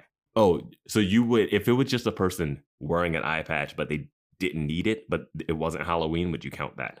No, they need to have the eye patch. They need it needs to be a necessary thing.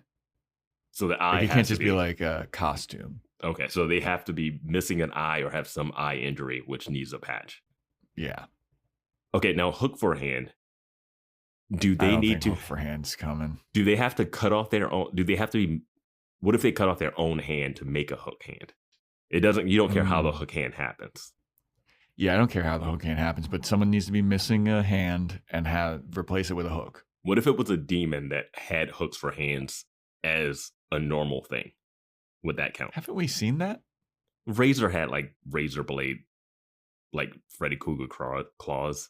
You know, and we've seen some people with claws, but no like hook. I think I would. If a demon just had a hook for a hand, that's fine. Okay, I'm just trying to. I just want to try to figure out all the stuff. I'll accept that, but I would prefer a human with a hook for a hand. What if Xander gets a designer eye patch and it's not black? What color would it be? Tie-dye. He look. Oh no! Yuck! No. You wouldn't count that as an eye patch, though. I mean, I would count it, but I'd be very sad about it. I'm just saying. It's got to be black. That's what I'm saying. It might not be black. That's one thing. I would go with white, too. He kind of has a white eye patch now. But it's not a patch. That's not... It needs to be a string around it. Okay, you need the diagonal. You need the diagonal string. Yeah. Or like the anime eye patch. Just where it sticks. Where it's just like a square, but then they have like 4 bands. He's not going 4 band. He's not going 4 band. No, he's getting a Nick Fury. Let's see. He has to. Let's see. But yeah. Rona, shut your fucking mouth. Don't talk about my sister who I just kicked out of our house like that. Yeah, they just like ripped. Yeah, it's just my biggest issue is I don't know what we're getting at with Buffy. Because I was just thinking about the end of season 3 when Buffy comes up with the plan to take down the mayor. And everyone's like, oh, we should do the yogurt thing. And they're all talking in the library. I miss the library. God, oh my God, the library is great. And they were all like planning and talking around the table about like what they were going to do. And then they were incorporating the students. And it was just like nice. Like, and Buffy came up with the plan. She was like, I got a plan to take him down. But I don't understand why she's not able to. For me, it always comes down to like, I don't feel like there's enough this season that makes it so dire that she has to. Like, I don't feel this season that it's such a threat that Buffy has to do things that she would never do before because otherwise they'll die. I know they have potentials that she has to protect, but like, there's so many of them. It seems like they get more and more. There are a lot of people around Buffy that are dying now. Not many people around Buffy died when the mayor was there. Did you see the school? You know how many times her mom was attacked? Like, yeah. I mean, there was so much. Jenny Calendar died. That was Angelus, though.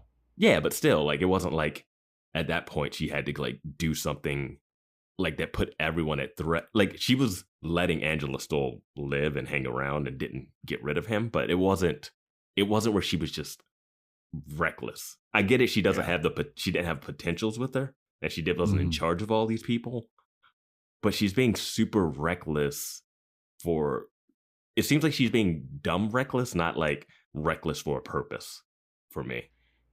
I will say too, like in that fight with the mayor, she did task Xander with like being the general of the student army. Yeah. Like that's a big responsibility. And now she's like, this isn't a democracy. Like she delegated and she gave people different things that they needed to do. Like Anya was going to leave town because of the Ascension. But the first evil, she's like, yeah, it's fine. I'm just a regular human. I'll stick around. Yeah. Right? Yeah. Like, that's a good point. Because when she was a regular human in the Ascension camp, she was like, I've been around one of those. That is the worst thing that has ever happened, ever. Yeah. Now she's just around Sass and Buffy. Yeah. She's still walking. I'm not your friend.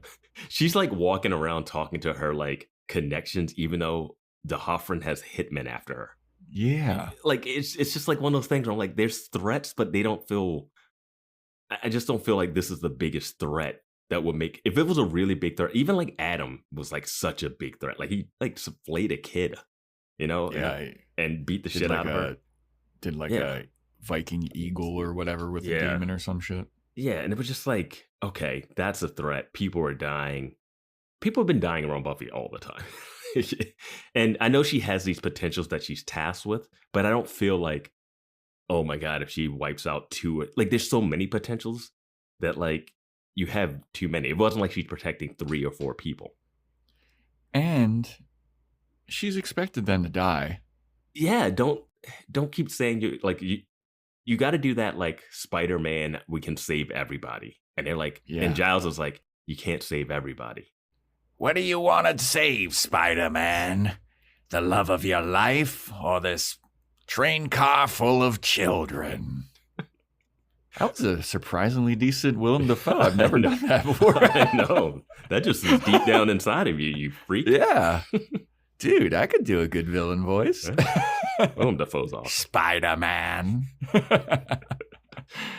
But yeah, no, I'm with you, man. It doesn't feel like the threat that it doesn't feel like any bigger of a threat than other things. Yeah, and like Buffy's reasoning here in the speech of just like, no, it's all on me. It's never been all on her. Like they literally fused with her to defeat Adam. Yeah. Like they did a little fucking Zordon, like Voltron situation where they like merged their consciousness. Yeah. And like, again, I think we may have brought this up. Why can't they do that again? Because the first Slayer will be mad at him. We'll get another episode like Restless, am I right? That's why they can't do that again. That's what I'm saying. Our season enders, people like Restless, we didn't fully enjoy, and then season 5 we kept talking about, is this supposed to be the end of the series or not? And people were like, it's not, you idiots. Yeah, man. We'll see what this one ends up being. Even though people, it's so strange because we get pushback on Discord about some of the stuff we say in this, but people also say that this is like the most hated season somehow. Yeah. Which you say is not as bad as you thought. We went in real weird expectations. Yeah, I think it may have been like an expectations thing. I was expecting it to be real bad, but I could see why people don't like it because of the mischaracterization of, you know. I think moments within episodes this season have been fine, but I think overall it's getting weird and I don't understand what they're going for. Yeah. I get what they're going for. I don't like the way it's being executed or something. It's just, I would just want the threat to be a threat and for Buffy's actions to be, there's not enough gray area. Like, it's hard to argue that Buffy should just go back with all the potential to the cellar after what we just saw. Right? Yeah. So I just need a little more gray area of like, Buffy's making tough decisions, but you have to make these tough decisions. And I don't feel like she has to make these decisions that she's making. She doesn't have to defend Spike as hard as she is.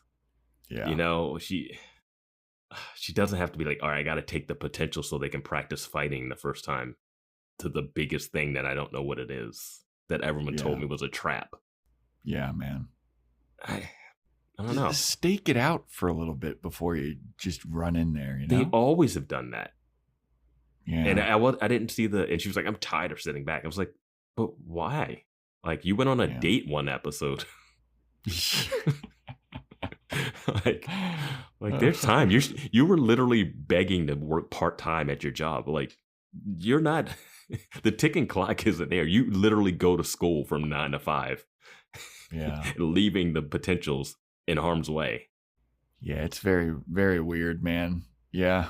I mean, this season's like all over the place. Like, she went on that date. Like, then we had the Andrew goofy-ish episode, which like led to, I guess, not the closing of the seal. I guess the seal's closed, but it doesn't matter, I guess. I don't know. I feel like on that episode, we were like, they could reopen that seal so easily. Well, it seems like you got to melt that blade down, right? They were like, this blade needs to stab someone and put blood on it. I just need to see them throw that thing in the fireplace like they did with the jacket and him. You know? Yeah. They burned that jacket. Just melt down that blade. Just give me that. Or just, I don't even have to see it. Just give me a line. Yeah. We melted down the gun and the blade. I hope that gun shows back up. I hope Andrew shoots a demon at the end or something. Oh, that'd be so great. Like a diving shoot, slow-mo dive shot. No, you can only do diving shots if you're double guns. If you got one gun and you're diving, it doesn't look the same. You got to have two. I mean, you can, if you're holding the gun with both hands, you can do it. If you got to be holding with both hands. I'm thinking holding with one hand, but yeah. Yeah, no, you can't do a holding with one hand. You got to hold with both hands. Or be double guns. Yeah, fair enough. Which we've seen quite a bit in another series. Double guns, darling, baby. Patreon.com/Boys Watching Buffy for Boys Watching Angel, Boys Watching Movies, Your Fashion Reports. But all right, we got one more scene here to break down. We did have to do a little thing with that last scene because it was huge. It was a big scene. That was a lot. It was a lot. It's a lot of drama.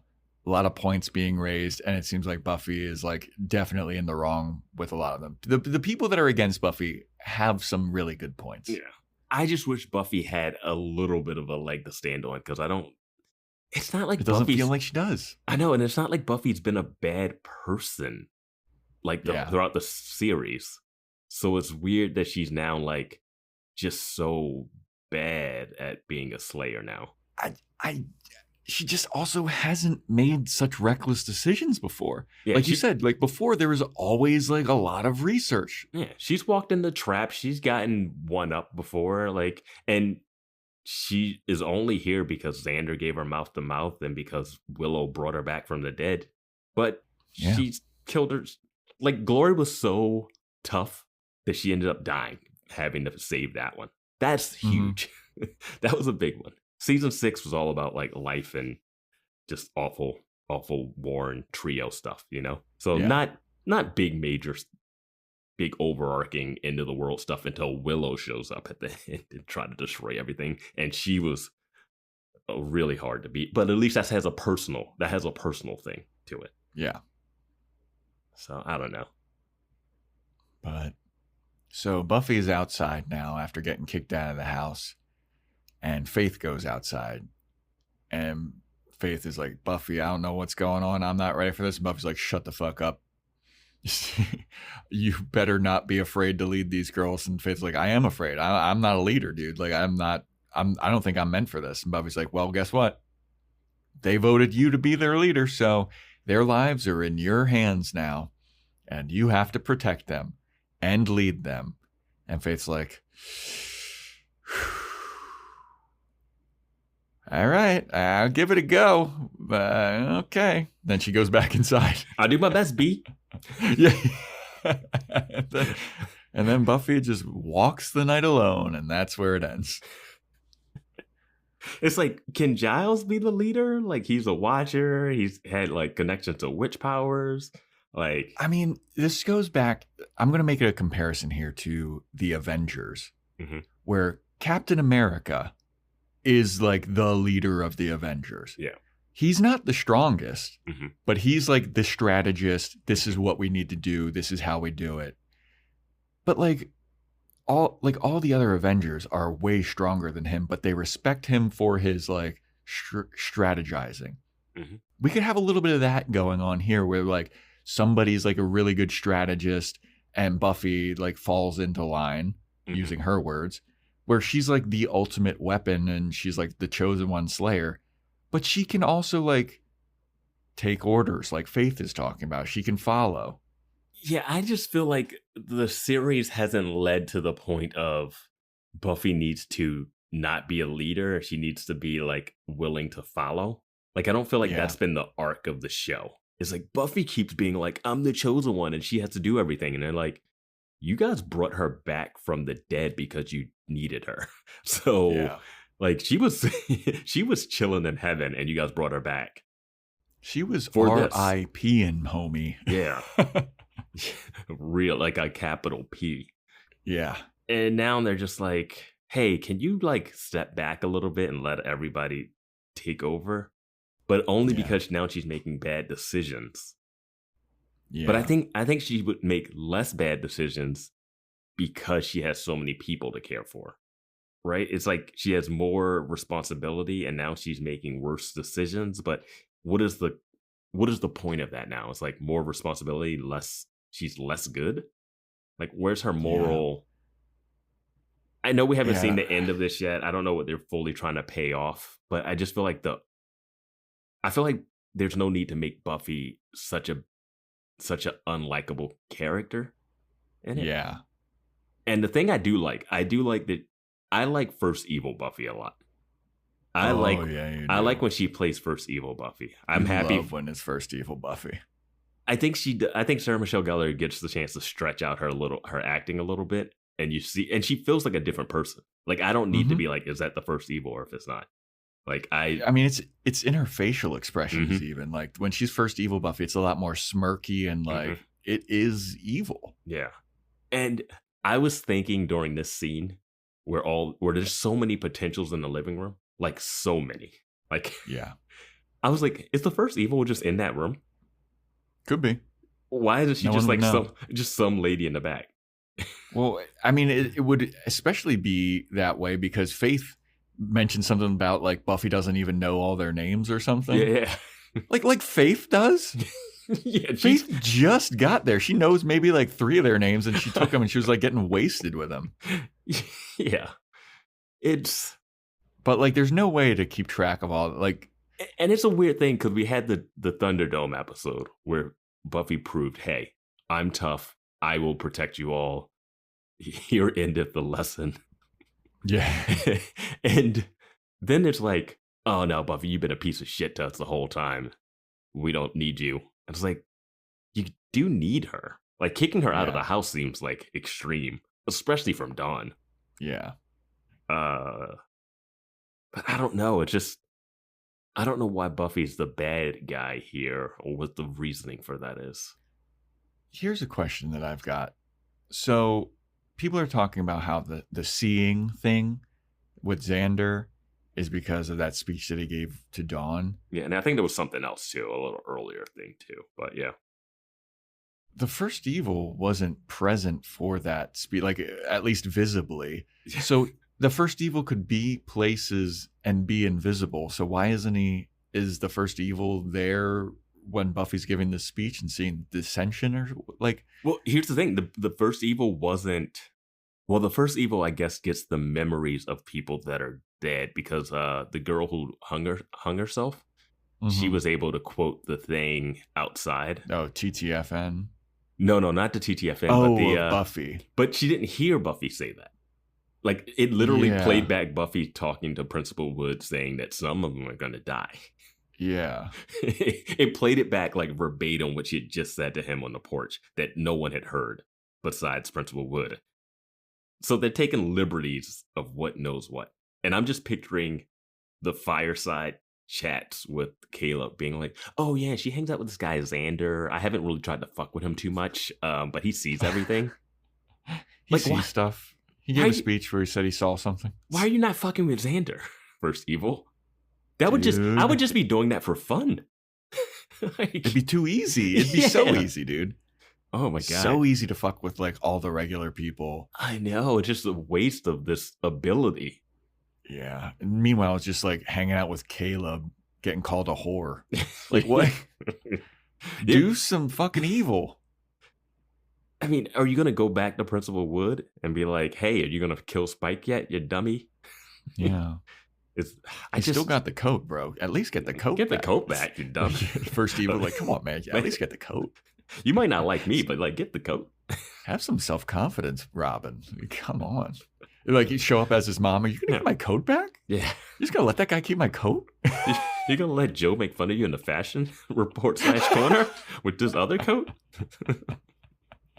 It's just, yeah. Yeah, what a wasted potential with the First Evil. Yeah, I think that's a big, like, it's not like individual episodes are terrible. It's just like the big picture stuff of this just doesn't, it's just not working for me. We'll see what happens, what they do with Buffy, but I don't really like Buffy being such a bad guy. Like, she was bad last season, but rightfully so. Like, she had real issues. Like, she had real she was going depression. through some shit. Yeah. So the shit she was doing was like, I get it. Mm-hmm. But this season seems like she's on a whole different path, and I don't know.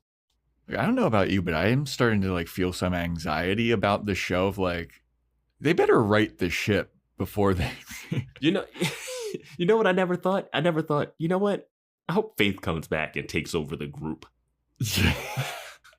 Right? Like, that was never on my thought process of how the show would get to its last episodes. Yeah. But I'm like looking at how many episodes are left, and I'm like, there's not a lot of time here, and this is a weird place for the show to be in. Mm-hmm. And I'm starting to lose a little bit of faith. I mean, No people pun do intended. not like the season, but so it could be that. But I'm like feeling a little anxiety of like, come on, show, let's do better. I've always thought the show would be hard to stick the landing of. I've heard Angel does it, but I don't know about. I just don't know. I'm not sure I don't know what Buffy's lesson is. Like, what she's supposed to learn from all this. Yeah. But anyway, next episode is titled Touched. Touched by an angel.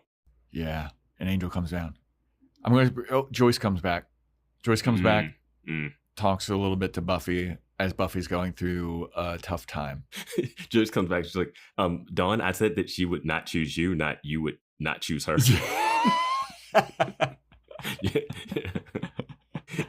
Yo, if Joyce isn't the first in those scenes, why is Joyce in like hell? Right? Like, Joyce is why is not she being having fun tortured at the Summers house? Joyce is not having a fun afterlife at all. No. Yeah, so that's what I'm thinking. Like, Joyce will come back and talk to Buffy, give her a little pep talk. I'm gonna do Angel crossover. Just fuck it. Why not? Ooh, touched by an angel. Yeah. Oh, I get it. Which would be really weird considering where we're at. Oh, yeah.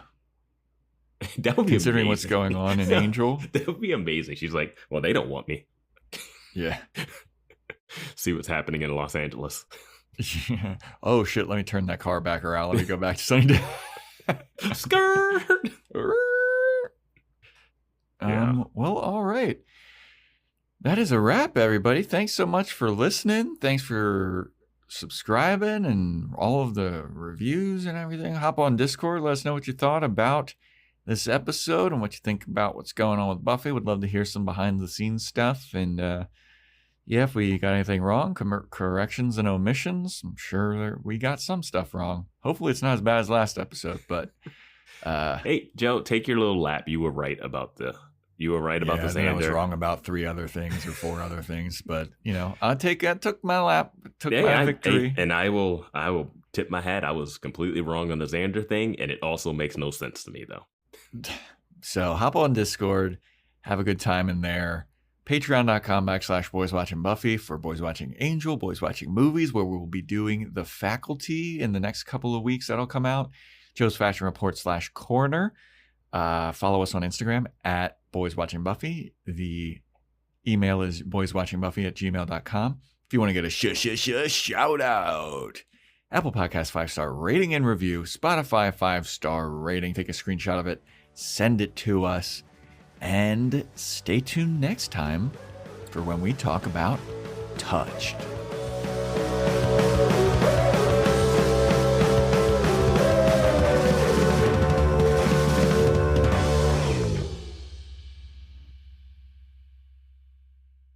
I sent Spike to look into it. Spike. Is this a mission from which you intend Spike to return alive? Yes. I sent Andrew with him. Again, I ask the question. Seltzer Kings. Podcasts.